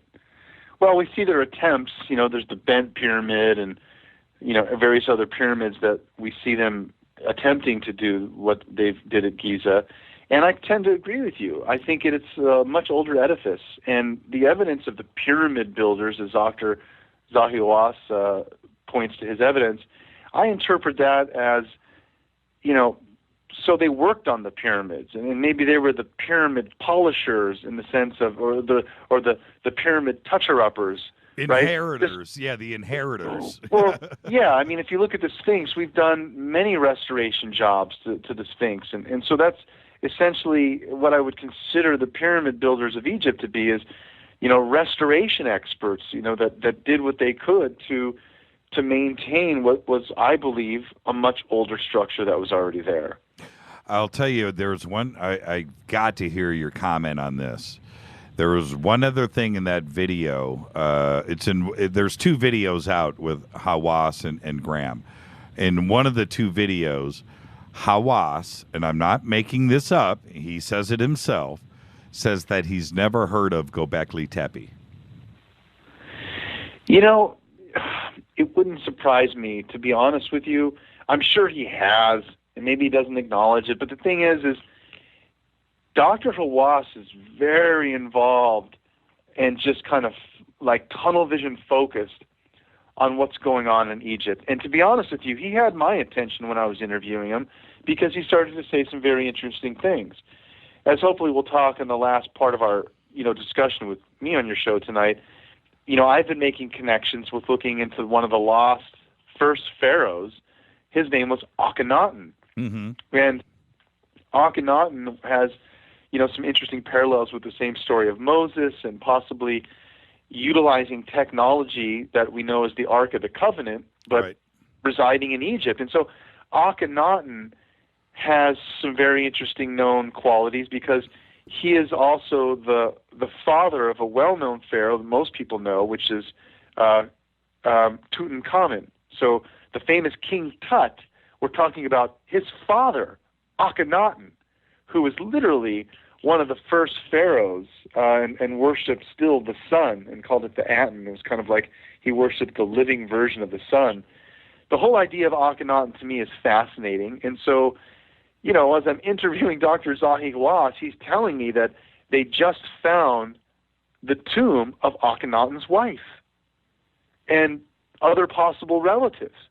And so, you know, this impacts my research directly in my own line of interest. So even though I had questions for Dr. Zahi Hawass that were more challenging, my needle kind of changed to being interested, going, really? Really? Well, what else did you find? You know, right. Tell me more. You know what I mean? So I have great respect for Dr. Zahi Hawass, even though I disagree with him on many points around, you know, the origins of a lot of these artifacts or what their true meaning might be. But the fact that he's hands-on discovering and has access to unlocking the tombs and crypts that are there, I got to give the guy credit, because boy, that's got to be some exciting stuff. What did he tell you about Akhenaten? He just said that they've found the tomb of his wife, and that they've found possible other relatives, and that there's other inscriptions and reliefs that give a broader perspective on the life of Akhenaten and some of his daily routines and affairs. So that, to me, again, signals more information for my research, where I've been looking into Akhenaten possibly being the same figure known as Moses. Because, yeah, there seems to be a lot of correlation between Akhenaten being forced out of Egypt, literally in Exodus, and took his people, but he also took some artifacts with him. And one of these artifacts possibly was known as, today, the Ark of the Covenant. How did you, let's stay right here. Let's stay on this subject. And you and I have talked about this off the air too as well. I'm very interested in it.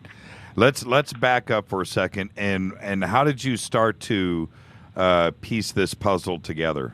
What tipped you off first? We were doing some research for an episode of Ancient Aliens, and basically did a recreation of the Ark, to scale model, and did a on-camera experiment with myself and Dr. Michael Denon, who is a physics professor at the University of University of Irvine here in California. So in his lab, we essentially made a model. We had a full model of the Ark, and we explained how it could be actually used to somehow handle a current, where it was grounded with a positive and negative, and all of the research that we did for this experiment showed that, looking in ancient biblical texts, various cultures' depictions of how they handled the Ark, it showed a similar theme, a pattern, cross cultures of how they interacted with the Ark, how a certain set of priests would carry the Ark in a certain manner with a certain type of shielded chest plate that had these certain types of stones, always organized in a grid of 12.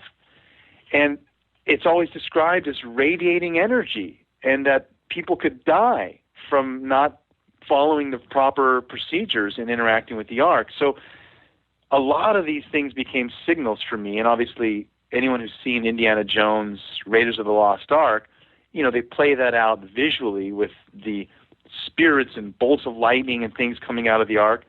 But that's exactly how it's depicted throughout time. And so what we've been able to do is find out that it doesn't just start showing the Ark with the Jewish Exodus in the Hebrew version, that, you know, at the base of the mountain he comes down and puts the tablets, and now we have the Ark.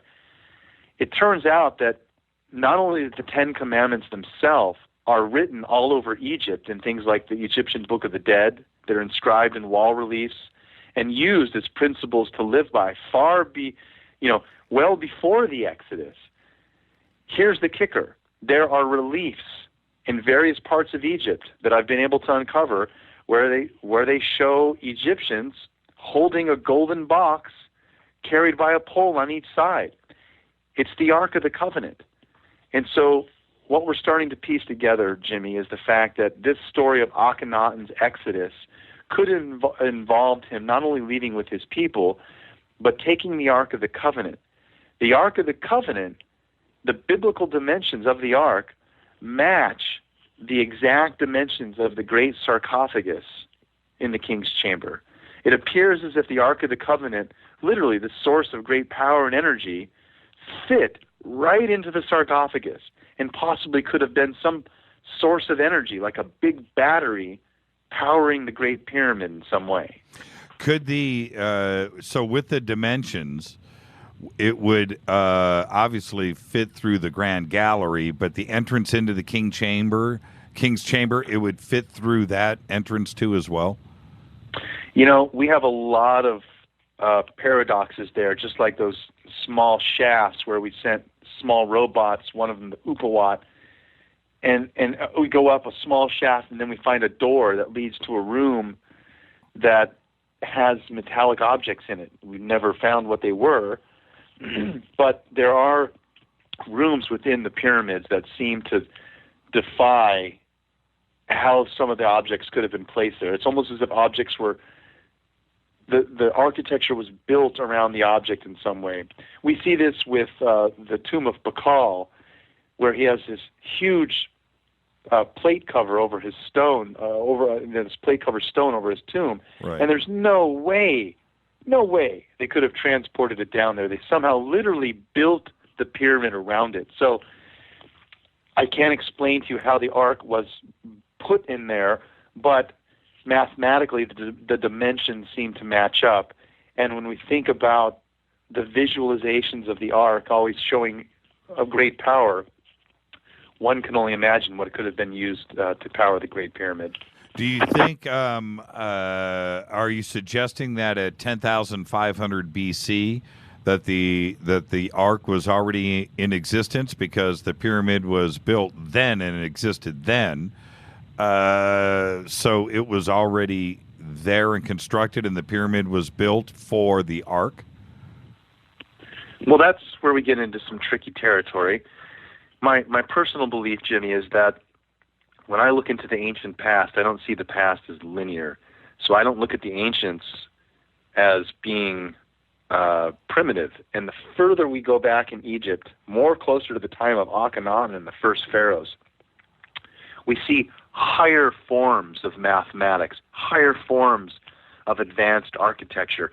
And then as we get closer to our time frame, where they kind of go into the Dark Ages, if you will, they lose all of that potential and ability to build great architecture. So for me, I don't see this as a linear topic, history. It's more cyclical.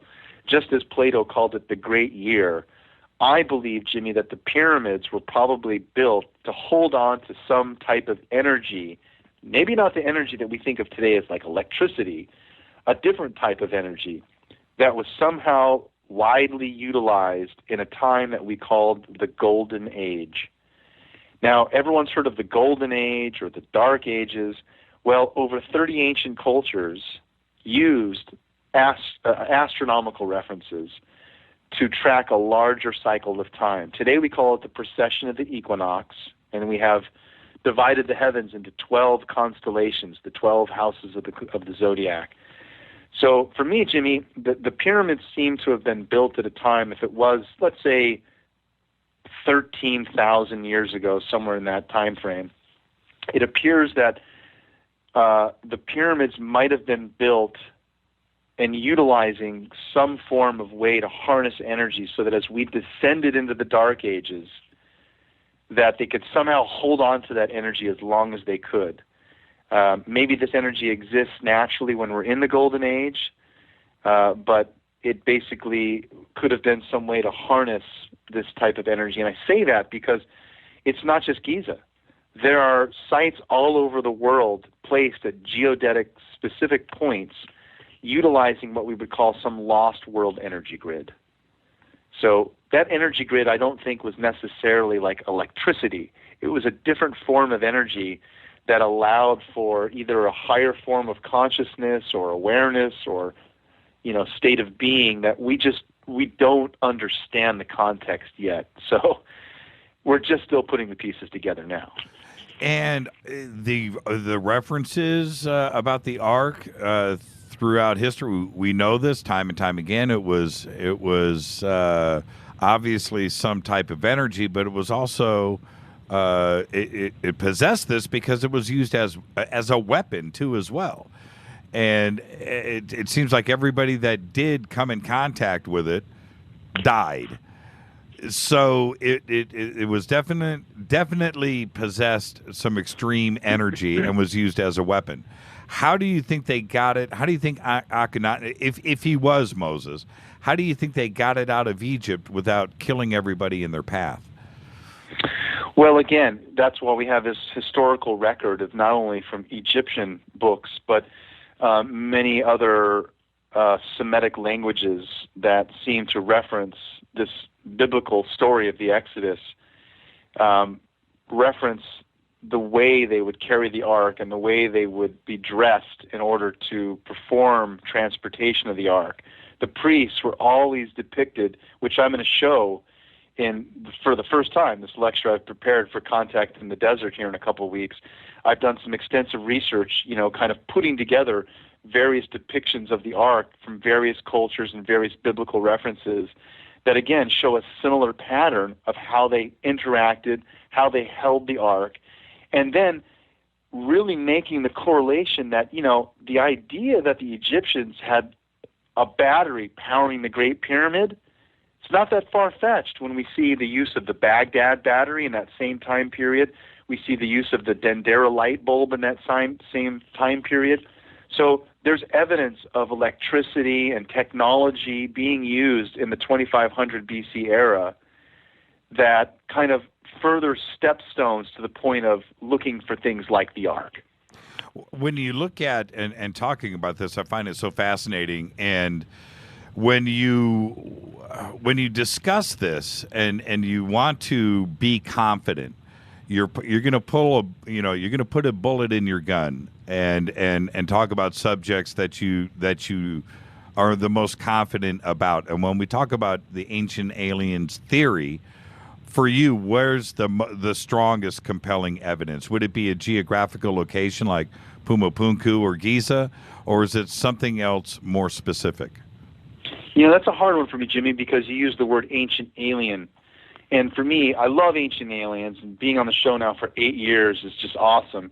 And while I respect and look for the idea that there's been involvement from extraterrestrials, that's a huge part of my research, I've got to be honest in saying that most of what I'm talking about now and what we've discussed tonight as to, the Ark of the Covenant and the pyramids and technology, I think that this is basically lost remnants from when we were in a higher age, when we were in the golden age. So a lot of the evidence that we have, right, the actual evidence, not if or maybe or who were they, the evidence that we have is pointing to the fact that we go through a cycle of time that repeats and that it causes a rise and fall of civilization here on Earth.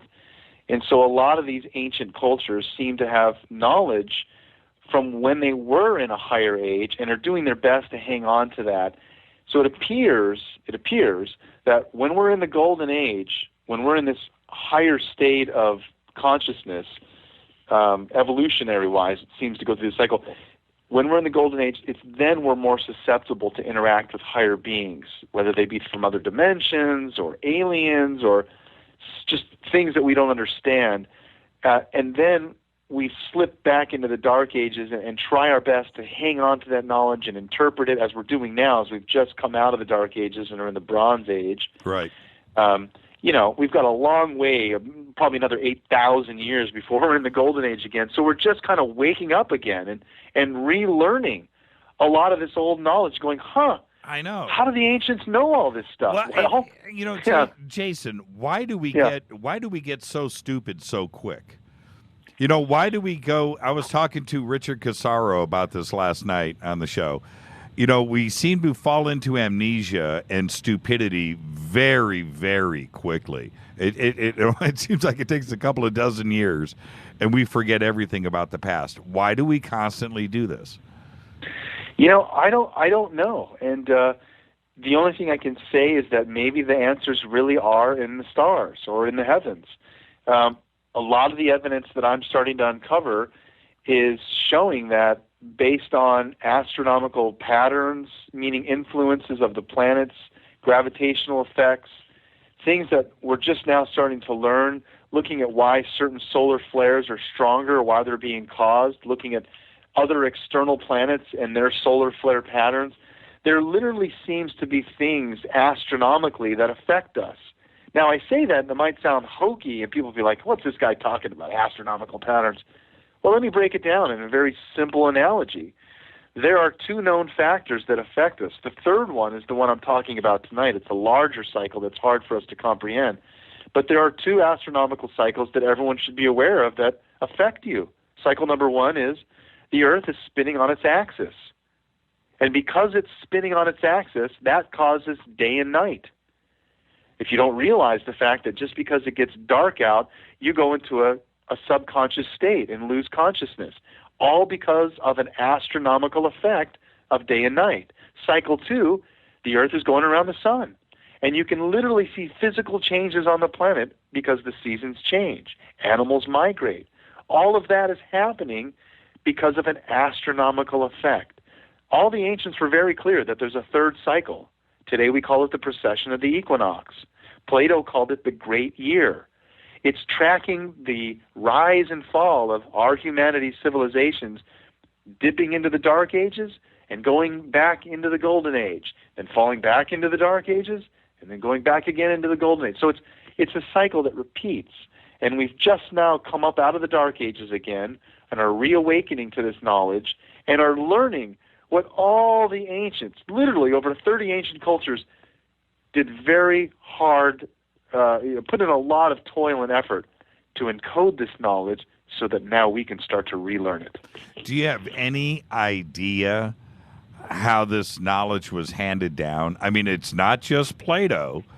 The Mayans, every ancient culture was aware of the precession. And, well, it seems that everybody was aware of the possession. And we're talking about, 20,000 plus years at each crank around. How is it possible, unless somebody was around 20,000, 25,000 years ago to see the last precession pass through? Well, there's an interesting answer to that. One is we have Vedic texts like the Mahabharata and these inscriptions that literally go back tens of thousands of years, where there were these what are called seers, these Vedic rishis. And there's a well-known gentleman, his name is Sri Yukteswar. He's a guru, so it's Guru Sri Yukteswar. Most people on the West Coast might be familiar with Yogananda, because there was a big movement called the Self-Realization Fellowship. There's these beautiful gardens everywhere all over Southern California. Essentially, these ancient Vedic seers or rishis were able to literally download knowledge from the universe. They wrote these things down, like Sri Yukteswar wrote a book, I believe in the early 1900s, called The Holy Science. And here he is talking about, the reason why we have a rise and fall of civilizations is because our solar system is in a binary orbit around a twin sun. And that causes a rise and fall of civilization based on our suns being closer or farthest from each other.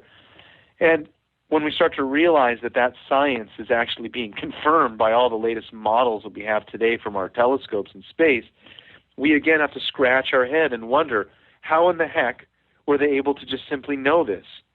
I don't know, Jimmy, but they were able to somehow literally download it from the universe. Now, that's one piece of the evidence. The other piece is the ancient astronaut theory, where there is clear evidence, just like in the Sumerian legacy, where this god Enki, as an example, in that heritage through the Sumerian legacy, literally sat down with a human priest and a human scribe, someone who can read and write cuneiform script, would sit before a god and would write down every word that they would say, and would say that as sacred information. And we literally, to this day, even from the Sumerian perspective, like you said, there's many cultures, the Sumerians specifically, have thousands of tablets where they recorded information that they say came directly from their gods. Isn't that, by all accounts, the end of the story? Why Why? Well, I think, the tide is turning, but the universities don't agree. There isn't a lost civilizations course that you can major in. There isn't, you know what I mean? I do. I get that question a lot. That's why it's funny. Is that I appreciate a lot of the fans out there that will email and say, I love the show. What classes can I take to become, a researcher into ancient aliens or the ancient astronaut theory? And I have to tell them, unfortunately, there is no class that you can take. You have to learn for yourself what affects your opinion, and then share that in a meaningful way to others. The way I attack the academic challenge, really, Jimmy, is most of the evidence that I point to has nothing to do with aliens. It's again evidence that we can look at not only geologically but also astronomically, and kind of raise the questions to say, look at the science and the evidence is pointing to a much older timetable. Now, how do we answer that? It still might not necessarily be aliens, but at least we're asking the questions that mainstream science should be. Let's go back, Jason. You and I time travel back. Let's go back a very simple amount. Let's go back a round number, 10,000 years. I'm just pulling that out. Nothing to do with Baval or Graham Hancock or you. I'm just saying 10,000 years. Let's go back to 8,000 BC. You and I are wearing our animal skins, and we're standing out underneath the night sky, right? And we're sticking our sticks in the ground or somehow marking the placement of the stars. And the procession is happening, but it's in such a minute amount that how we are marking the stars and the procession would obviously take tens of thousands of generations. Your son, your grandson, your father and grandfather and great-grandfather before you, going back eons in both directions. Both directions. Is it actually possible to measure the procession with sticks or paint on a rock, or somehow doing this night after night after night, because it is so minuscule? Most definitely. Summer and winter solstice, sites like Stonehenge are built just to watch these minute changes. And it's actually not that complicated, Jimmy. I mean, you'd think that it would be, but check this out. All someone has to do is go out at the time in the morning of heliacal rising, which simply means just before the sun is about to bridge over the horizon.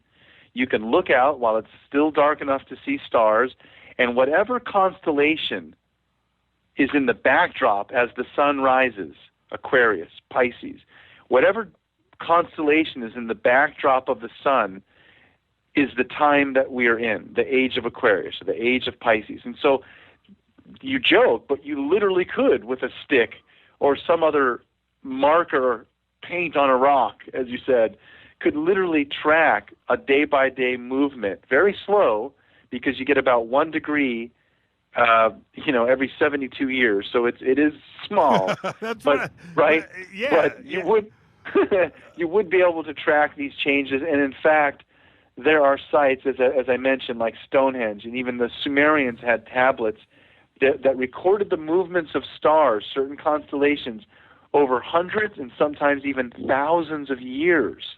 How did they know this unless it was being passed down generationally amongst their civilization? And that's exactly my point.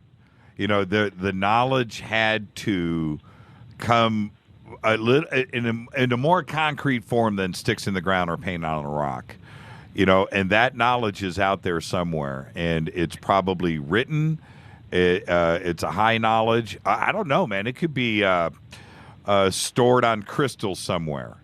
It could be. It's, if you know what I'm saying. It couldn't have been sticks in the ground. And I'm telling you, the first grandson that comes along trips and falls and knocks one of those sticks over. Somebody died that day. If you know what I mean. Right. Entire generations of work just got squashed because a couple of wild boars came running through. And that's why a lot of these sites like Karnak and Stonehenge, might go back to the tapping, might be using megalithic stones so that no one can just come over and simply destroy the evidence or degrade the site in an easy fashion. What's your favorite thing to teach? Because I know that's what you do. What's your favorite thing to teach? What's your favorite subject? Right now I'd say I'm really fascinated with using technology. So teach, it would be maybe a loose word of more to say, enlighten or educate, in the sense that a lot of the things that we can do now for instance, like, let's say the show Ancient Aliens, if, let's say there's some petroglyphs up on a cliff, well, we can hire a helicopter and have them hover close with an HD camera and film it. We can send some advanced climbers up there and do a dangerous climb and get up there, or we can send a drone. So I've been spending a lot of my time looking at ways and learning how to utilize the drone platform to extend the research, whether by means of high-resolution cameras or other sensors for GPS tracking and possibly, other layers of imaging like, heat sensing and such. So for me, it's not, I use the word teaching kind of loosely, but more or less, enlightening or bringing to knowledge some of the new ways that we can start to tackle the research. And, through our organization, Ancient Explorers, we are taking people to some of these sites and deploying some of this technology and capturing footage in ways that allow us to kind of look at some of these sites in a new perspective. I can give you a specific example. In Peru, most people are familiar with the Nazca lines, these long runways and symbols of animals and things all over the floor of the desert. But in the surrounding mountains, we've actually found large geometric diagrams up in the hills. And you really can only access them through a visual aid in the sky, whether that be a plane or a drone. So I think there's going to be a lot of sites that we're going to uncover new evidence, being able to get into tight spots, like you mentioned, like with Honduras and some of these deep shrubs and jungles. Well, maybe we can send a smaller visual package or a small platform packed with sensors to get us kind of a first-hand view of what exactly is there and does it merit further attention. Are you going to bring your drone to CITD again this year? Yeah, there'll be a couple of drones and a high-powered megawatt laser. And if you remember last year, and I'm literally not making this up, there was a UFO session with Ed Grimsley. Yep. And I believe his name is Ed Grimsley, and he had like 4 to 6 pair of $3,000 a piece night vision goggles. From 9 to 11, no UFOs. I remember Giorgio and I, with our significant others, had just kind of walked over and knocked on his trailer and said, "Hey, man, can we borrow your goggles?" Because everyone had kind of gone to bed already. And sure enough, 10, 15 people start to gather around, and we're looking and looking. And some guy goes, "What's that?" And literally there's these 2 lights sitting and not moving. You can see other spatial stars and things are kind of slightly moving. These 2 weren't. A 3rd light comes up right next to it. And so over 20 people watched these 3 lights sit there. And then after about 10 minutes, one went away and then another. And everyone just kind of in amazement. Even Giorgio tweeted, he's like, "I saw my first UFO tonight." So seriously, it was a pretty cool event. So, and does your drone have a high-def camera on it? Yeah, I've got one with a 1080p cam, and another one that has the ability to deploy like a very large array of LED lights, so it essentially can become its own, looking like a UFO, if you will. Okay, I have an idea. Go with me on this. All right. We got to, on Saturday night, let's cruise that thing over to Noory's bungalow and look in the window. What do you say? Are you down? I know you're down for that. We can hang a little sign that says "Smile, George, you're live on the air." Thank you so much, Jason. And thank you. I wanted to tell everybody, and I'm going to just say this publicly. right now. Jason and I and our two significant others, we went out last month and tore up Hollywood for a night. And Yes, we did. I want to thank you for that night on the town. It was absolutely extraordinary. And we did everything but talk about ancient aliens and UFOs. I know. Well, hey, we'll be doing that in a couple of weeks at Contact in the Desert, and I look forward to seeing both you and Rita there. It'll be a lot of fun. Thank you so much. And give my best to Taylor. And thank you for coming on again tonight. All the best, Jason. Talk to you soon. Bye-bye. You got it. Jason Martell, everybody. Thank you so much. Let's go ahead and jump into a break. And this is what I'm going to do. After the break, the first caller that calls in, I'm going to take phone calls, 323-825-5045. We got a lot to discuss tonight. The first caller that calls in, you can co-host the show with me for the rest of the night, and we'll take calls together. How's that? 323-825-5045. This is Fade to Black. Thank you, George Noory. Thank you, Jason Martell. We got lots to talk about when I come back. Stay with us. KGRA Radio. Intelligent talk. Are you a paranormal investigator, ghost hunter, or UFO skywatcher? If so, FNGinnovations.com has the product you definitely need in your investigations kit or go bag. Introducing the Morpholite Wide Beam Tactical Flashlights that put the light where you need it most. Traditional flashlights shine a focused round beam with limited line of sight in the dark. Morpholite Tactical Flashlights change all that, utilizing a revolutionary wide beam design to enable you to see safety hazards such as hanging wires and steel, pipes, and holes in the floor you just can't see with a focused round beam. In the field, where safety is paramount, a 180-degree beam increases orientation and peripheral vision in the dark. Morpholite flashlights are ideal for investigations in abandoned facilities such as houses and hospitals, factories, caves, and tunnels. Avoid those low-hanging tree branches that poke your eyes in the woods. Visit FNGinnovations.com to see a full line of tactical lights and accessories. That's FNGinnovations.com. Now you can find all your favorite talk radio shows live, all in one place at TalkStreamLive.com. Listen from anywhere, office, home, or in your car. Just go to TalkStreamLive.com and click on one of the many live talk show hosts you want to listen to. It's free and easy. No computer? Download the smartphone apps. Never miss your favorite talk show. Find them all at TalkStreamLive.com.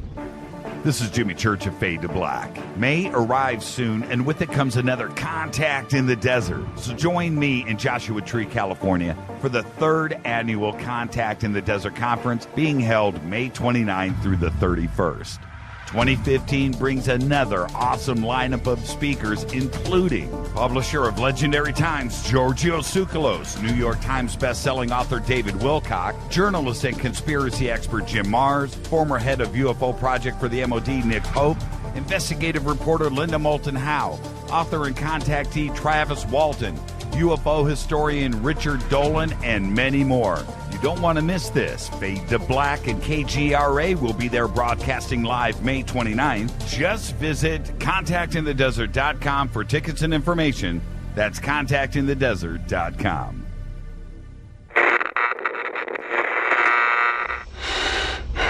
You want to know a secret? I love ponies. I really love ponies. I'm serious. I couldn't stay sane without ponies to brush. Why Fade to Black? Because you never got that pony, damn This is Fade to Black with Jimmy Church on the Game Changer Radio Network and KGRA, the Global Radio Alliance.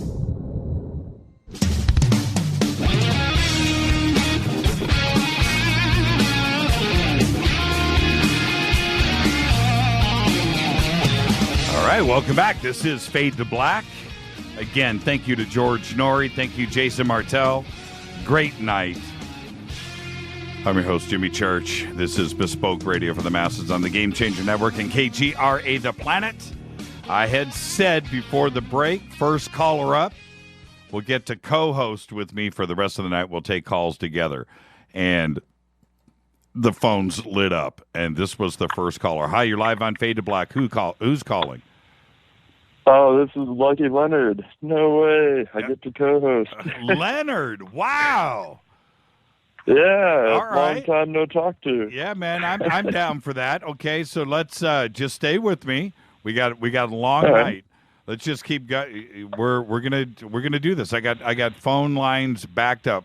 So let's do this together. Oh, dude, I'm in it for the long haul. Yeah, you are. Hi, you're live on Fade to Black. Say hi to Leonard. Who's calling? You're live. I lost the call. Okay, Leonard, what is cracking tonight? What'd you think of the show so far? Huh? Pretty cool.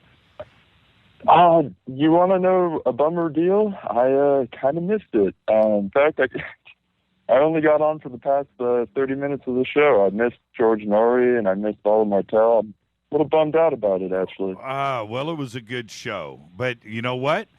You're going to co-host for the rest of the night, and that's the point, Leonard. So let's do this. Let's do this. I'm super excited. Okay, let's do it, man. I'll show you how we do this. You're going to get your feet wet really quick. I got this email. I want to share this with everybody. I got this email during the show tonight. I'm not going to say who it came from, only because after I read the email, you will understand. But check this out. Hi, Jimmy. Great shows so far this week.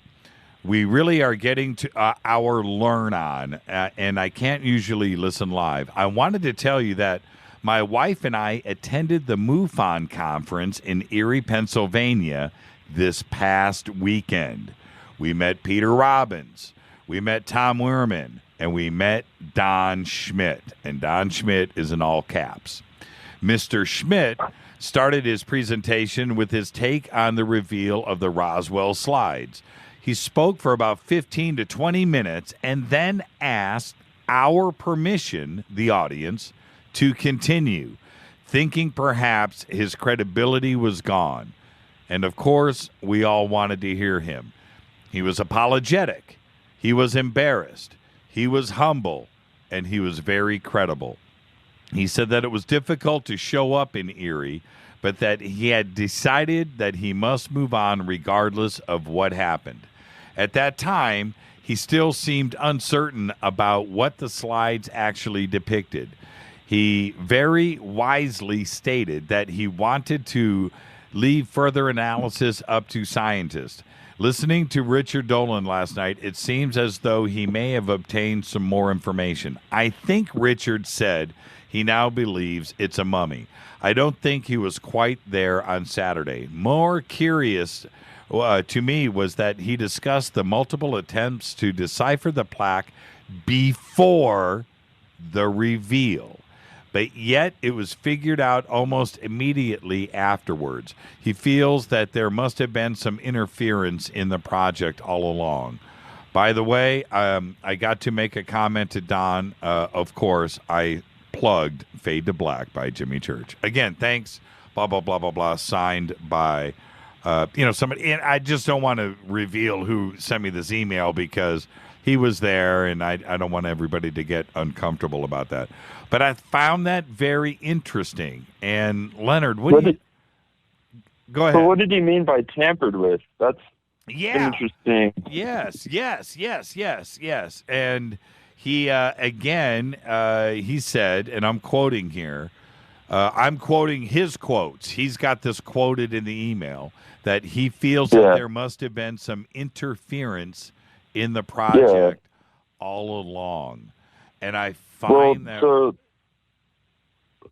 just kind of sounds like maybe covering bases. I don't know. Like I appreciate the modesty that these guys are showing right now. Like, we've made a mistake. Some of them are coming out and saying, these weren't exactly what we thought they were.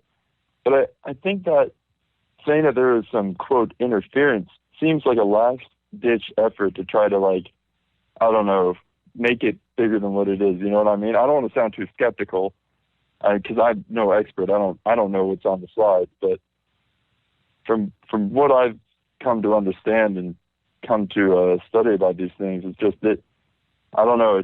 It's not looking good in my book as far as. Do you think? And I find that to be. Oh, I think I just lost Leonard. Leonard, are you still there? I think the call just dropped. Leonard, call me right back. Oh, there he is. There you. I got you. What was that, man? Somebody running interference? Oh, they're doing it again, man. Do you think, the word interference is interesting, and do you think it could be implying maybe that the owners of the slides were not allowing them to maybe see the placard, or maybe that was the interference, and maybe somebody knew what that placard had said? Well, it seems a little bit, maybe ambiguous, it's kind of, it could be any number of things, it's not very specific, I think. I wish that maybe went into a little more detail as to was it Dolan who brought that up and said there was interference, or was it? No, that was, I think that's coming from Don Schmidt. All right. Well, I wish they went into a little bit more detail about that. And I think that's something, if you can get a hold of Don Schmidt and ask him, because that's interesting. Yeah, we're going to see Don next week at Contact in the Desert. And I have to say, if he showed up at MUFON, oh man, after this week and last week, that took a lot of courage. And he's been through this before, and I gotta tell you, the day after the reveal, I'm sure he was thinking to himself, "Man, not again! Man, now I got to deal with this again." Well, I hope for his sake and everyone else's sake that's involved with it that they could, I guess, be as practical as possible. Just go where the evidence goes and not goes with what they want it to be. I can't tell if it was you I was talking to, or listening to, or maybe Coast. I don't know, but they brought up a good point. Someone brought up a good point about how this is how the UFO community sort of corrected itself, and I think that is a very good. Yeah, it's a good thing. Everyone got very hyped up about these slides, but I'm glad that we were able to kind of come together and figure out for ourselves what they really are. The issue is this, and it's exactly what you're saying, and this is the issue. When the alien autopsy film came out, the hype leading up to the release of that film, we all bought into. I bought into it with my credit card, and we all thought, here it is, and you had that hype. I would have thought that after that crap was over, and it was completely debunked. I knew it was bogus halfway through the first time that I saw it. When I bought the video, I bought the video. Yeah. It cost me like $70 or something. So anyway, I think I just recently watched it on YouTube. Yeah, oh man, and I knew it was bogus, and I thought, okay, here we go. Now, with all of the negativity behind that film and everything that followed for the next months, which turned into years, and it slowly unraveled itself on all fronts, that it would never happen again. We are not this stupid. There's no way this is going to happen again. And sure enough, and I had warned everybody, you got to be careful. Remember, the alien autopsy film. You don't want to go through that again. We don't want to go through that again. We don't want to have our hearts broken. No, Jimmy, everything's cool, man. Everything's vetted. Everything's checked. Everything's this. Everything's that. I was okay, man. On and off the air, I was getting the same feedback from everybody. I was like, man, all right, I hope you're ready for this, because this could be some career-ending stuff. Oh, no. Okay, all right. Well, it turned out to be bogus. And here we are once again facing the exact same crap that we went through back in whenever that came out, 1995, 96. Well, I think it's safe to say that this is definitely a different time. We're no longer, I think, with the worldwide use of the internet playing a factor, as well as, social media and everyone's ability to connect. I think that's a major difference between the video and these slides. And again, I don't find it to be a hindrance. Even though you would probably, see it on the mainstream media. People sort of like, oh, look at the tinfoil hat people did it again. Oh, but I think for us in the community who do take this very seriously, it was, I guess justifiable in a way. If you found something like that and, you wanted to get it out and you wanted it to be a big deal, I'd get on the hype train too, just like they did. But, well, let's open I don't think I'd go as far as selling tickets and stuff, and I wouldn't do that. That seemed too far. That was, I hate to say it, it just seems like for some reason, everybody thought that what they were looking at was correct. So much so that they could go and do a pay-per-view online and sell tickets at a major arena and do all of this, knowing that in a matter of hours after showing these slides that it was going to be completely debunked. Totally. Someone had to have known. Someone totally had to have known. It must have gone through so many different checks before it finally got to, the final reveal. I mean, I don't know. I don't want to bag on it too much. I don't want to, say too much bad things about it, but. We can bag away. We can bag away now for sure. Let's, hey, Leonard, let's open up the phone lines. 323-825-5045. 323-825-5045. We have so much to talk about tonight. And, I got to tell you, Leonard, after I've let the smoke clear from this a little bit and we can kind of see the, the forest through the trees kind of thing, I'm just a little more than just a little bit angry. And what we have to do, and I had said this on the show repeatedly, we have to figure out a way not to let this happen again. If I hear rumors about this kind of stuff surfacing again, some other photograph, some other video, I think that all of us need to insist that you make that stuff public. Make it public right now. Quit farting very around. much so. Yeah, make it public. Well, I think that the major piece of evidence, whatever that may be in the future, I'm sure it's going to happen. Something's going to happen one day where it's going to be videotape, photograph, something. There's a lot of eyes on. And that will be the evidence that goes around everywhere. I don't think it's going to be this sort of hype train, slides, event, whatever. And unless the government came out and was like, we're going to show you a body on, June 30th and buy tickets now, Qualcomm Stadium. I don't think they're going to do that. So it's going to be free. It's going to just end up coming out there. It's not going to be the same thing. Hopefully, I might be a little bit optimistic. Well, and we did the same exact thing with the alien autopsy. It was all a bunch of hype, and it caused everybody. I have no idea. I would love to see the numbers on this. Actually, I do have some idea. Something was sent to me once. But I just, how much money did Ray Santilli make off of that video? And it was millions and millions of dollars. He made a pile of cash. And to this day, and he's not part of ufology. He was in the music business before this, which explains something. But well,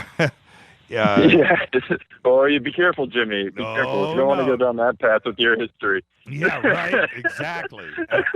I'm not scared, man. I'm not scared. Which is today, Ray Santilli, if I sat down with him and looked at him eyeball to eyeball and asked him if he cares, if he feels guilty about what he did to everybody, he's going to tell you no. Oh, yeah, it's sounding no. Yeah. And why would he? Why would anybody who's in it just for the money even give a rat's ass about what any of us think? He has lost not one night's sleep. No, he has laughed. Yeah. He bought a boat, bought a car, and bought a house. Well, that's I think the more shady and sketchy part of this field and, these fringe topics, because we're all looking for answers. So we're all trying to grasp basically at straws, whatever kind of evidence we can find. And all it takes is one hoaxer or one, liar, especially nowadays with Photoshop being what it is and people got it down to science. It doesn't take much to fake evidence these days, really, if you're smart. And people will eat it up. it's just the culture, I think, just the way things are. So I think it's more our duty to make sure that doesn't happen. Remember when we were doing the analysis, the astronomical analysis of searching for SETI and so forth, and all of the computers were, you could connect your computer and be part of the analysis, and we'll use everybody's computers around the world, and you have a screensaver, and so it was a brilliant idea, and let's harness the internet and the power of all the computers around the world. Well, it made a lot of sense. Well, it's the same thing with the Roswell Slides. You have the power, and with torrenting. Yeah, you have the power. You don't have 2 or 3 researchers looking at these photographs. You don't have 10. You don't have 20. You could literally have millions of people looking at it, millions of different brains, and the way that people manipulate software and how they work with their computers and can look at this. And not only that, but the possibility of somebody looking at this photograph, getting it out there, millions of people looking at it, and then somebody saying, hey, I have photographs of this same mummy. I have photographs at this same museum. Put that out there and allow it's power in numbers. You know what I mean? And that wasn't done. And I think that's the way all of the analysis needs to be done in the future. Let's go back to the phones. Hi, you're live on Fade to Black. Say hi to Leonard. Who's calling? This is Easy Rider. Easy from Carbondale, Illinois. Easy Rider. How are you, Easy? Good. I just wanted to put my 2 cents in about Don Smith and Dolan and the alien slides. I think they just got caught up in it. I think they were just caught up with the enthusiasm and too trusting. And none of us are like complete experts. I mean, if you look at someone like Don Smith, I'm sure he don't know anything about photography, and you can't be an expert at everything. And sometimes you just got to trust people and trust what they're saying. And I think that people did supposed research on it, and they really didn't, because it seems like just about anybody who knows anything about computers could get that image, a good image of that, and bring it up and read that plaque. And apparently they did. Yeah, I mean, it's any computer nerd could do it. And that's what kind of blows my mind about it is, they said that all these people had looked at it, and famous people, but I don't even know if that was true. So someone did something, but it wasn't people like Don Smith. And Richard Dolan. These are honorable people. And are you saying I trust Well, Easy, you bring up something that I need to comment on, and I've met Don. I know Don. Of course, I know Richard. Tom Carey's been a guest on this show. And I got to tell you, I'm not going to the defense of anybody, but, man, I got to tell you, man, Don Schmidt is a cool guy. He is a cool dude. Richard Dolan. And Richard Dolan, I got to tell you, it doesn't get any cooler than that. But these are also very intelligent guys, and I just can't. We all get taken in. Every once in a while, we get it, and then we look back at it, and we're like, how could I be so stupid, But it happens to the best of us. Go ahead, Leonard. If I'm not mistaken, hasn't Dolan been Dolan's been a little bit skeptical. I mean, hasn't he come out and said that he was like, he didn't want to get too deep? Am I mistaken? No. Richard had said from the very beginning, there's something here. We need to research it. We need to look into it. I don't know really. I don't want to put words in his mouth, but, from my understanding, Richard just pretty well, he never did say yay or nay on, whether they're real or not. He was always very careful with his words. But, I just think that, it's just people got enthused with it, like we all do with things. We see something and we grab it and we take off with it. And sometimes we're just going on trust, Well, unless, and this is the truth, it's still just a photograph. You can't take DNA analysis from a photograph. Exactly. That's one thing I never really understood is why people were getting so worked up about it to begin with. Exactly. It's a photo. And they never even really connected it, proof positive, with Roswell to begin with. Never had that evidence. No, and unless, I think the Roswell connection. The photograph. I mean, it could have been anything, even if it was made up, And the only thing I'm probably pretty sure of, it was taken probably back in the 40s with a Kodachrome or what have you. But it's a photograph. It could have been of anything, and it could have been made up then. So I never really did understand the enthusiasm about it, But people that are enthused with Roswell, like Schmidt, right? He spent his whole life on Roswell, hasn't he? Leonard, you wanted to say something. No, it's okay. Basically, the same thing I was going to say, but go ahead. Well, my point is it's just a photograph, and that's it. And it's not like, how it would have changed gears for everybody, for me or anybody else without DNA, is that if Truman was in the photograph, Exactly. Eisenhower is standing there with his arm around the guy. But other than that, it's just a photograph of something that is obviously in a museum. I could not, and I'm going to ask the both of you this question. As long as you have stared at those photographs, did it look like anything else but a museum to you? Did it look military-ish? Did it look like an autopsy situation? Did it look medical? Did it look anything but a museum? It looked like a back room of a museum, actually. Like I don't know, they keep the stuff that they're not putting out, but nothing really significant other than that.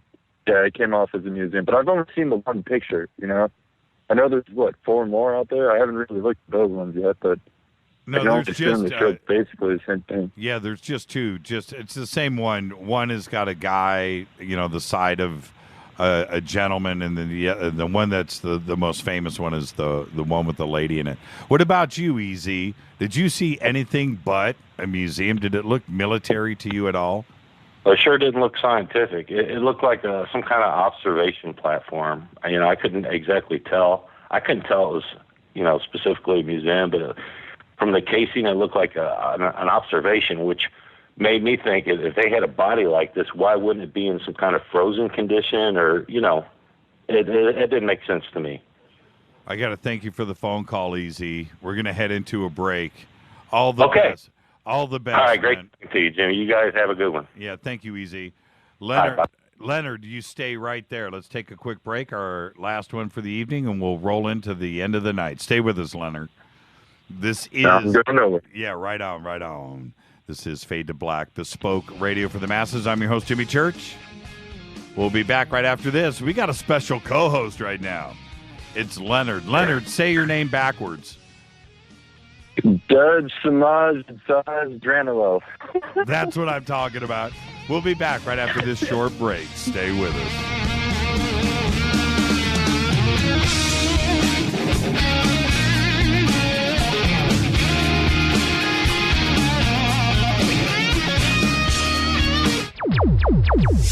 Despite popular opinion, reading a book will not make you smarter. But listening to Jimmy Church will. Attention, all Fadernauts. Studio Dome has a special deal on their SD1 Bluetooth speaker. Just go to jimmychurchradio.com, click on their banner, enter the promo code Jimmy, and you get $40 off and free shipping on the SD1. It's voice activated, comes with a USB antenna, cables, and a carry bag. Never listen to your phone, tablet, or laptop speakers ever again. It's the only way to listen to Fade to Black. That's jimmychurchradio.com, Studio Dome banner, promo code Jimmy. Go Beckley Teppy. Erica, Brittany, Gabby, and you're listening to JimmyChurchRadio.com.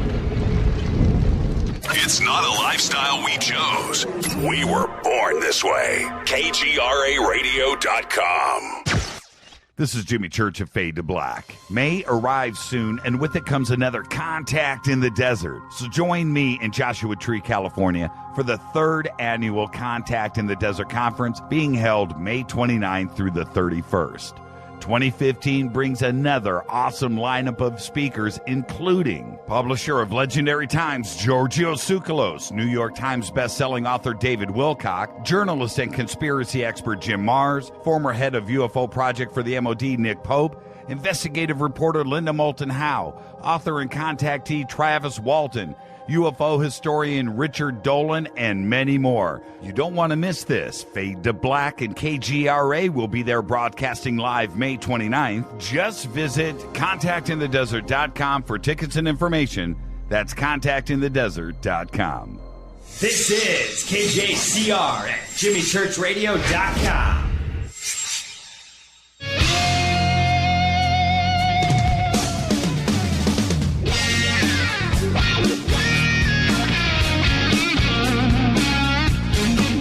All right, welcome back. This is Fade to Black. I'm your host, Jimmy Church. Again, thank you to George Noory and Jason Martell. Great conversation.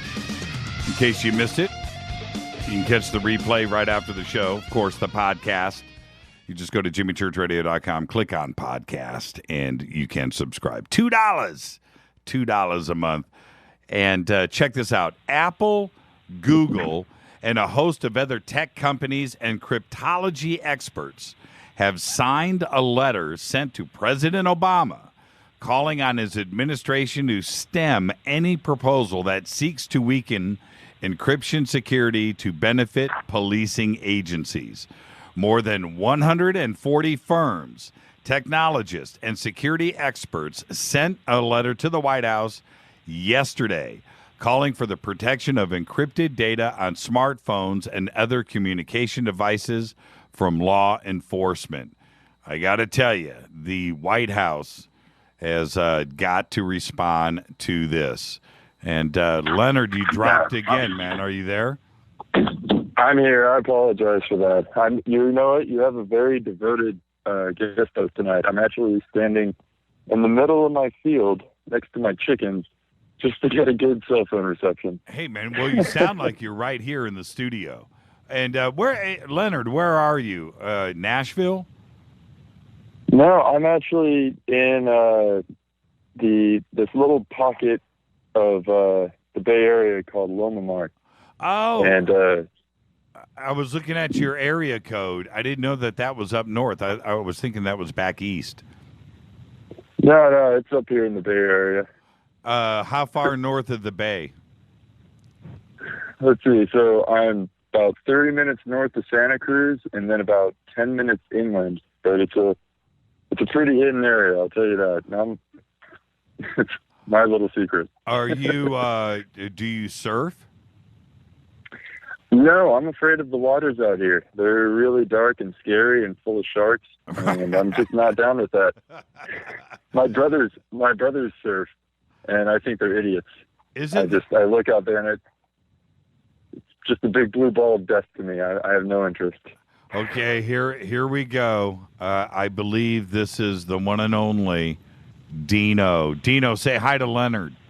Hi, Leonard. Nice to talk to you live. We always kind of chat together on the chat deck. Yeah, I know. It's nice to actually hear your voice and not see text to speaker. Yeah, right. Yeah, well, right. Yeah. Well, what I wanted to bring up, you guys had just mentioned, or Jimmy had just mentioned the encryption problem. This kind of fits into what Mark Zuckerberg, the Facebook nerd and owner of Facebook, is trying to do. Currently, right now, meaning we, all the activists that wrote emails to the FCC to keep the internet as an open lane for everybody, regardless of how much you pay. And now, even though we've won that battle, immediately now some of the corporations, and indeed Zuckerberg, who denies it, are trying to set up some kind of a fake internet. And the internet, the reason I'm calling in, we're getting a little political again, is because this is our lifeline for those of us who are into these subjects that are on your program. Without a free and open internet, we can't get any of this information out nearly as effectively as we have the last 10 years. So I call on everybody to be vigilant again and start writing to congressmen and stuff, and don't let Mark Zuckerberg or some of these corporations try to again ruin the internet as an open, free utility for everybody. You know, I don't want to sound like I disagree, and I mean, I really don't disagree. I completely agree with what you're saying, but I really can't help but feel that no matter how free we think the internet is, corporations, government, somebody is going to have an end. I mean, regardless of what they say, we know that these people aren't worth their words. I mean, I don't want to sound like I'm trying to argue with you, but I totally agree. Yeah, we should have free internet, but I unfortunately, I don't know if that's realistic, because I feel like these people have so much power that no matter how free we think it is, they'll have a way to get around it. Well, I'm going to jump in here, and this is something that I am extremely passionate about. And when you have doofuses like Zuckerberg and other guys that are in a position to influence decision-making when it comes to the freedom of the internet, they all are forgetting one thing. The reason why they are where they are is because they were able to develop and get on the internet and not compete and get clamped down. Just imagine. Yeah. Just imagine if Zuckerberg wanted to launch, Facebook back when he was in college, and found out that he had to pay, double, that his load times on the internet were 100th of whatever somebody else was, because he's getting bogged down because he can't pay for a superior service, so he could compete with somebody else. The very foundation, the very fabric of the internet is that it's all an equal playing field. And so I can, on this show, I can compete with everybody else. I can compete with whoever else is out there on a level playing field, and it's all good. And if you have good content and you have something that people are interested in, they're gonna come to you and find you.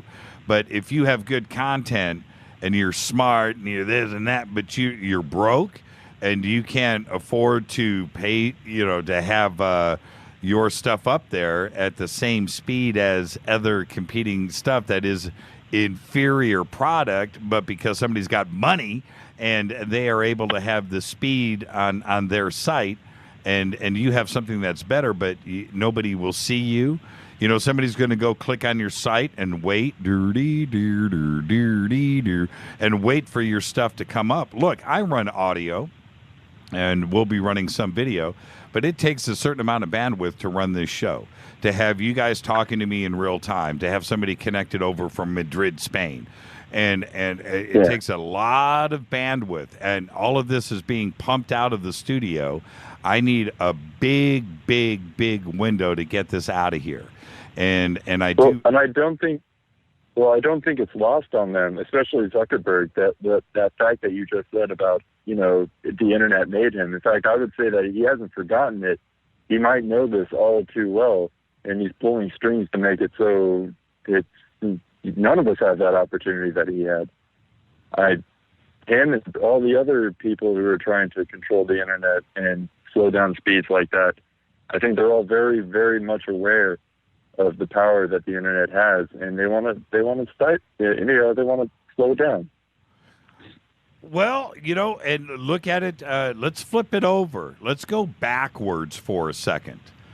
And you guys are listening to this show, right?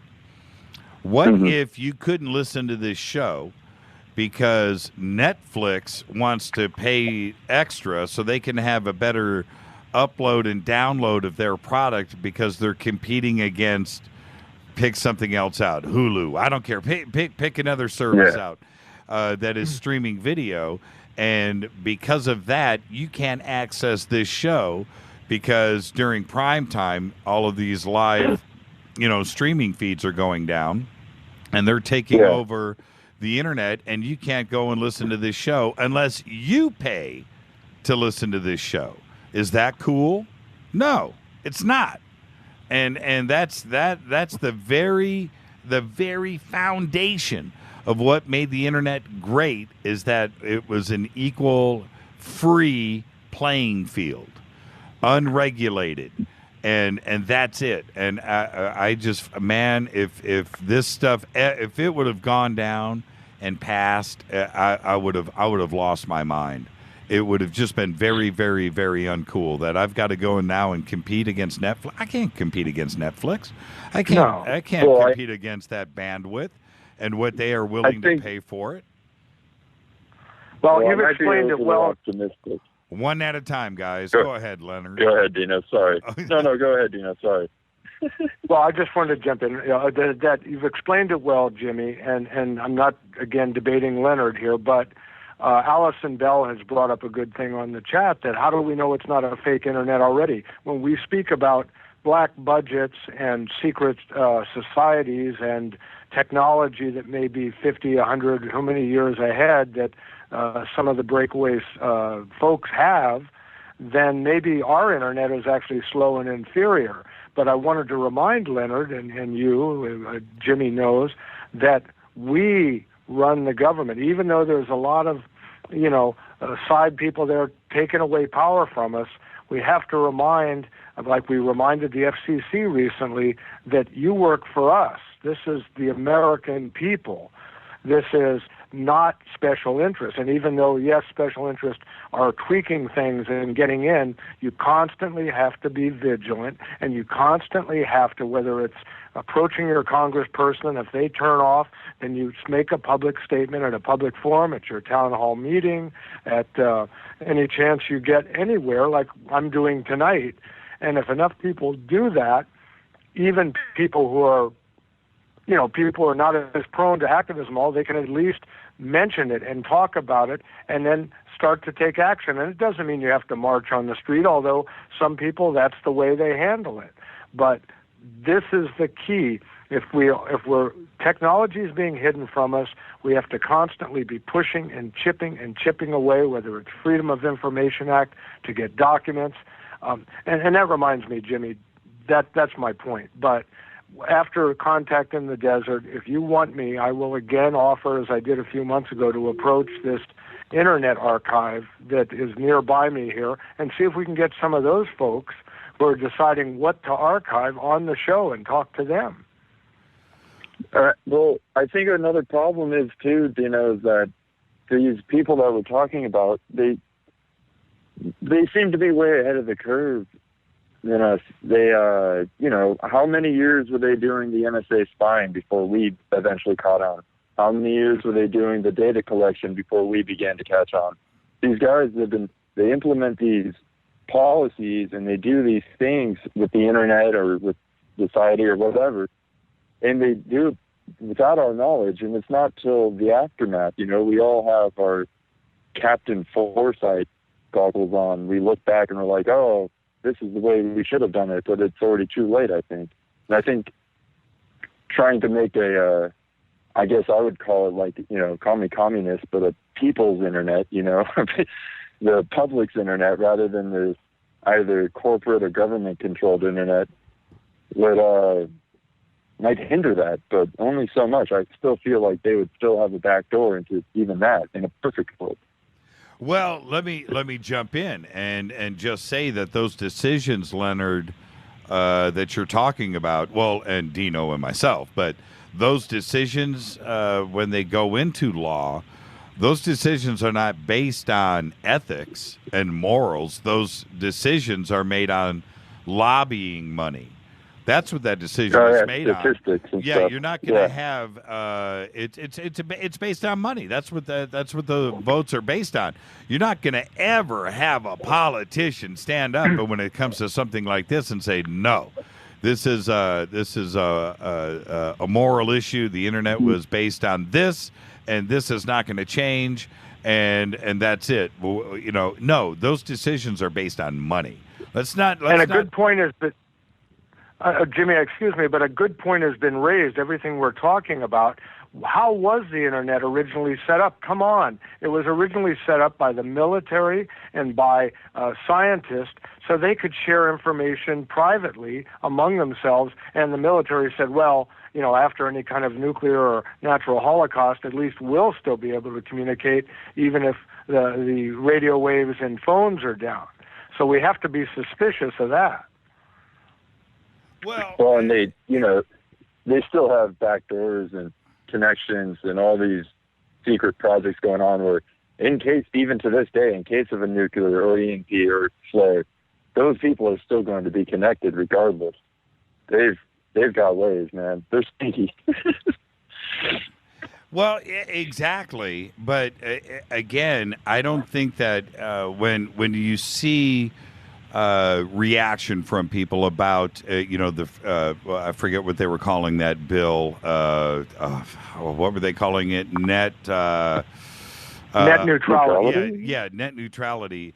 And I was looking at everybody responding to that on both sides of the fence, the negative, the positive, this, that, this is an Obama thing, this is controlling the internet. And the negative people were saying things that they just didn't get that they were commenting on. It wasn't about controlling the internet or not, net neutrality wasn't going to give us freedom. They were commenting exactly the opposite of what it meant.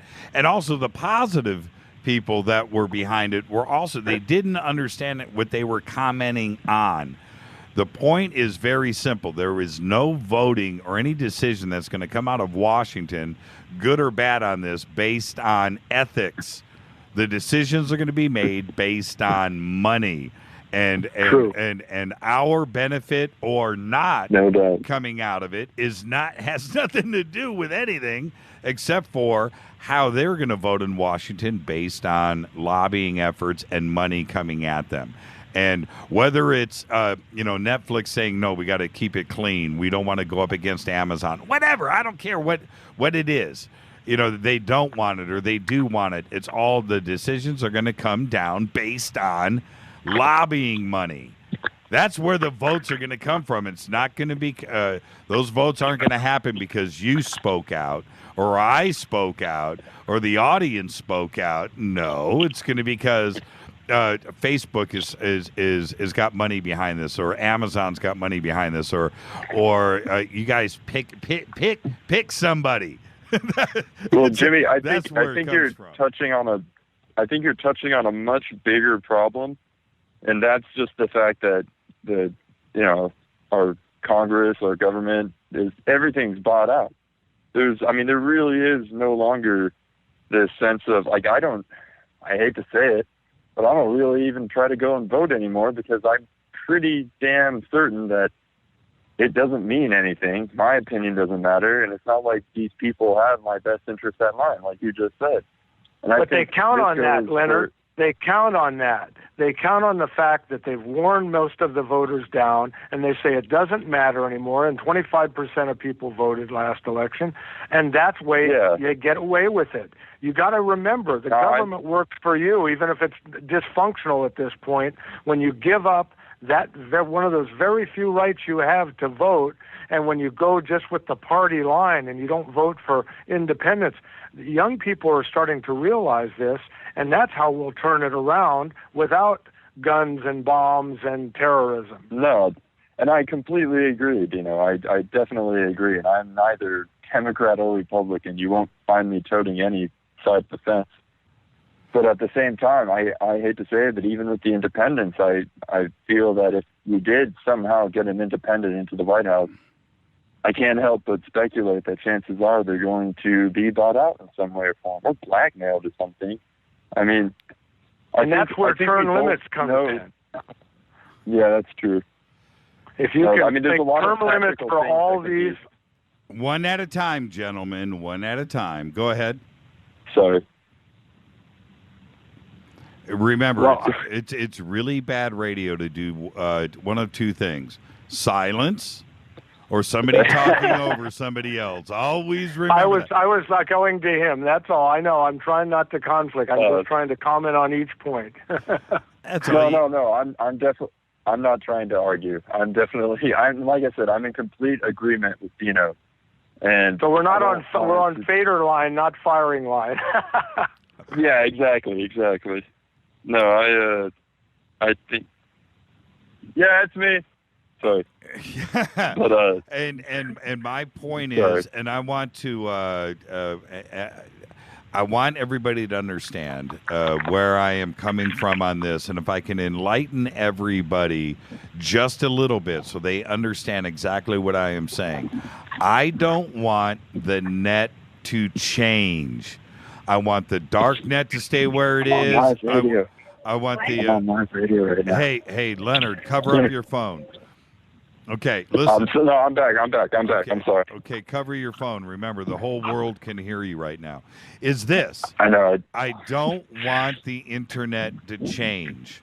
I don't want anything to change about it. That's it. I don't want anybody to tell me they're going to do something for the better. I don't want to hear it. I don't want anybody to get involved.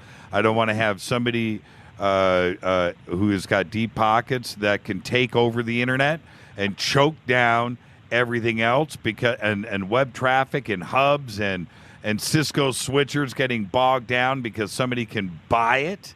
I don't want. Yeah. I don't want. Just imagine for a second, and everybody needs to understand. You get 1, 2, 3, 4 multi-billion-dollar companies pissing on each other and trying to outbuy each other and trying to outmaneuver each other and out-traffic each other. And all of us little guys that just want to go and maybe surf and check things out and maybe go read the news or check or do whatever. You can't. And all of a sudden, every website that you go to is loading slowly because you allowed somebody to come in and pay and outbuy and purchase the next guy to them.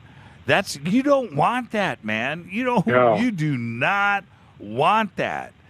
And suddenly, you want to be able to compete on the net. Okay, well, instead of $49.95 a month, you got to pay $349.95.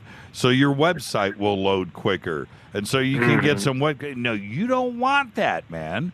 You do not trust me. You do not want that. And I'm sorry to say, Democrat or Republican or independent on Capitol Hill that is making these decisions is not going to base it on that. They don't care about what we want. They don't care. They do not care. They care about the lobbying efforts that are coming at them, and that's who they listen to. They're not going to read my email. They're not going to listen to you. And yet, Jimmy, the fact that so many people on the internet, but with all the activists that organize on the internet, sent letters and emails to the FCC, it made such a large noise that they had to override the lobbyists and all because too much of the public was aware of it. I think that was part of it. No, what I think was coming into play here is not only the FTC, but other regulators, not only with, anyway, just let me stay focused here, that too much control was going to go into 2 or 3 people's hands, and it was definitely traffic was going to get controlled and bogged down to the highest bidder.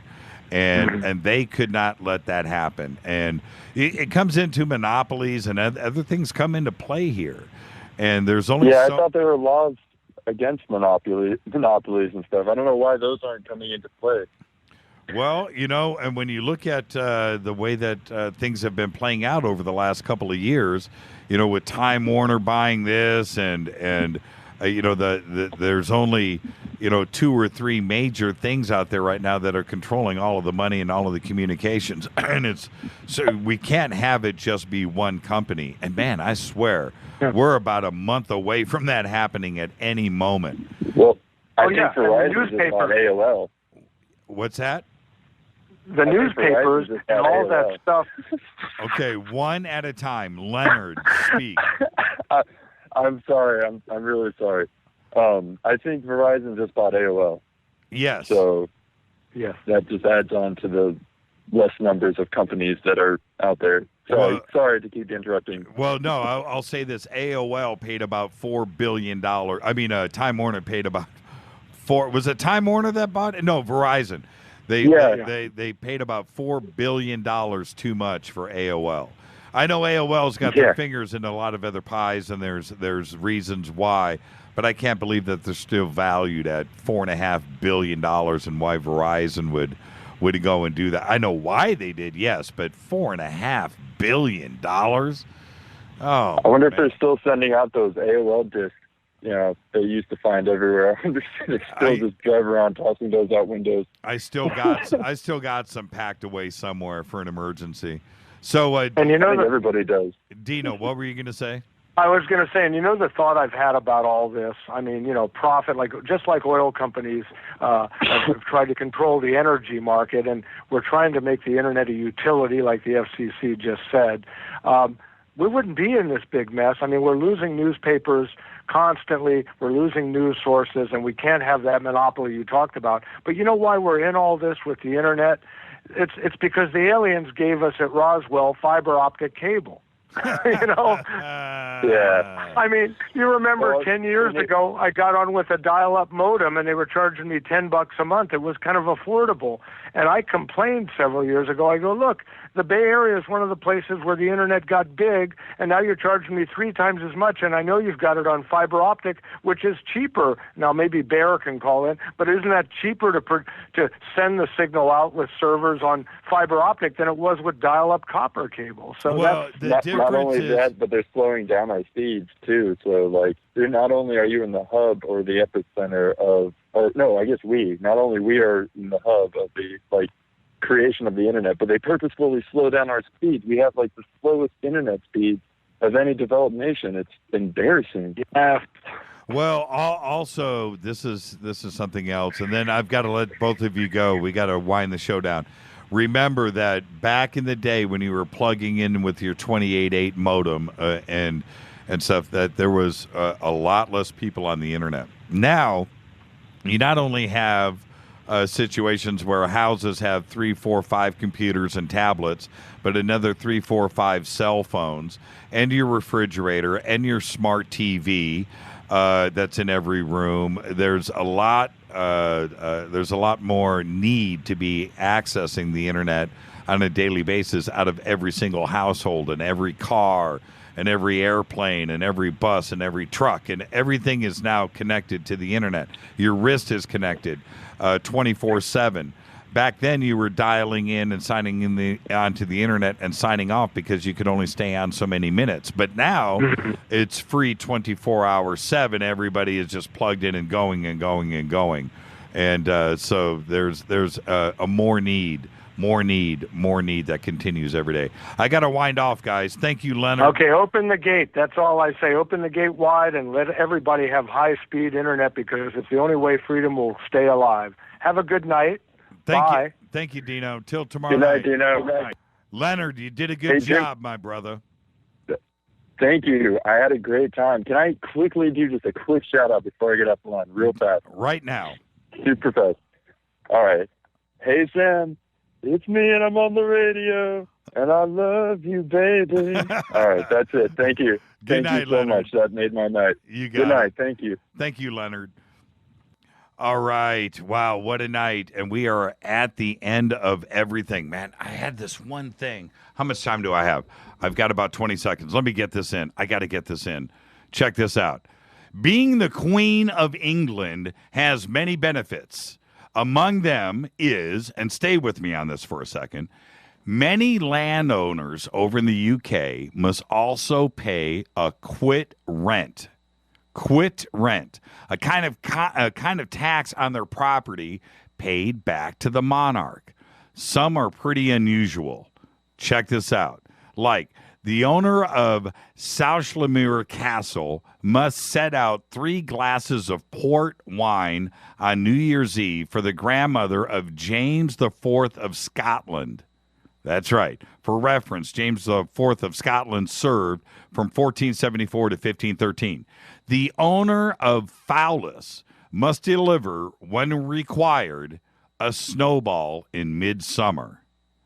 The city of Gloucester must pay for its holdings of crown lands by providing an enormous eel pie. Great Yarmouth must provide 100 herrings baked in 24 pasties to the sheriff, who then sends them to the lord of the manor, who then sends them to the queen. The Duke of Marlborough has to present a small satin flag with a fleur-de-lis on August 13th, the anniversary of the Battle of Blenheim. And with that, I just want to say it's good to be the queen. This is Fade to Black. I want to thank George Noory. I want to thank Jason Martell. I want to thank Leonard. Thank you, Dino, too, as well. Easy Rider called in tonight. Fade to Black's executive producers, Rita Kamarian. Shows produced by Hilton J. Palm and Mark D. Kovar. Announcers are Steve Harder, Gene Vito, and Mark D. Kovar. Producers are also LJ3, Renee, Mark Dunbar, and Jonas. Beatty by Dale. Webmaster is Method of Signaling. Music is Doug Aldridge. Intro, Spaceboy, spaceboymusic.com. Fade to Black is produced by KJCR for the Game Changer Network. Syndication is by KGRA The Planet. Tomorrow night is Fader Night. I want everybody to be safe. See ya.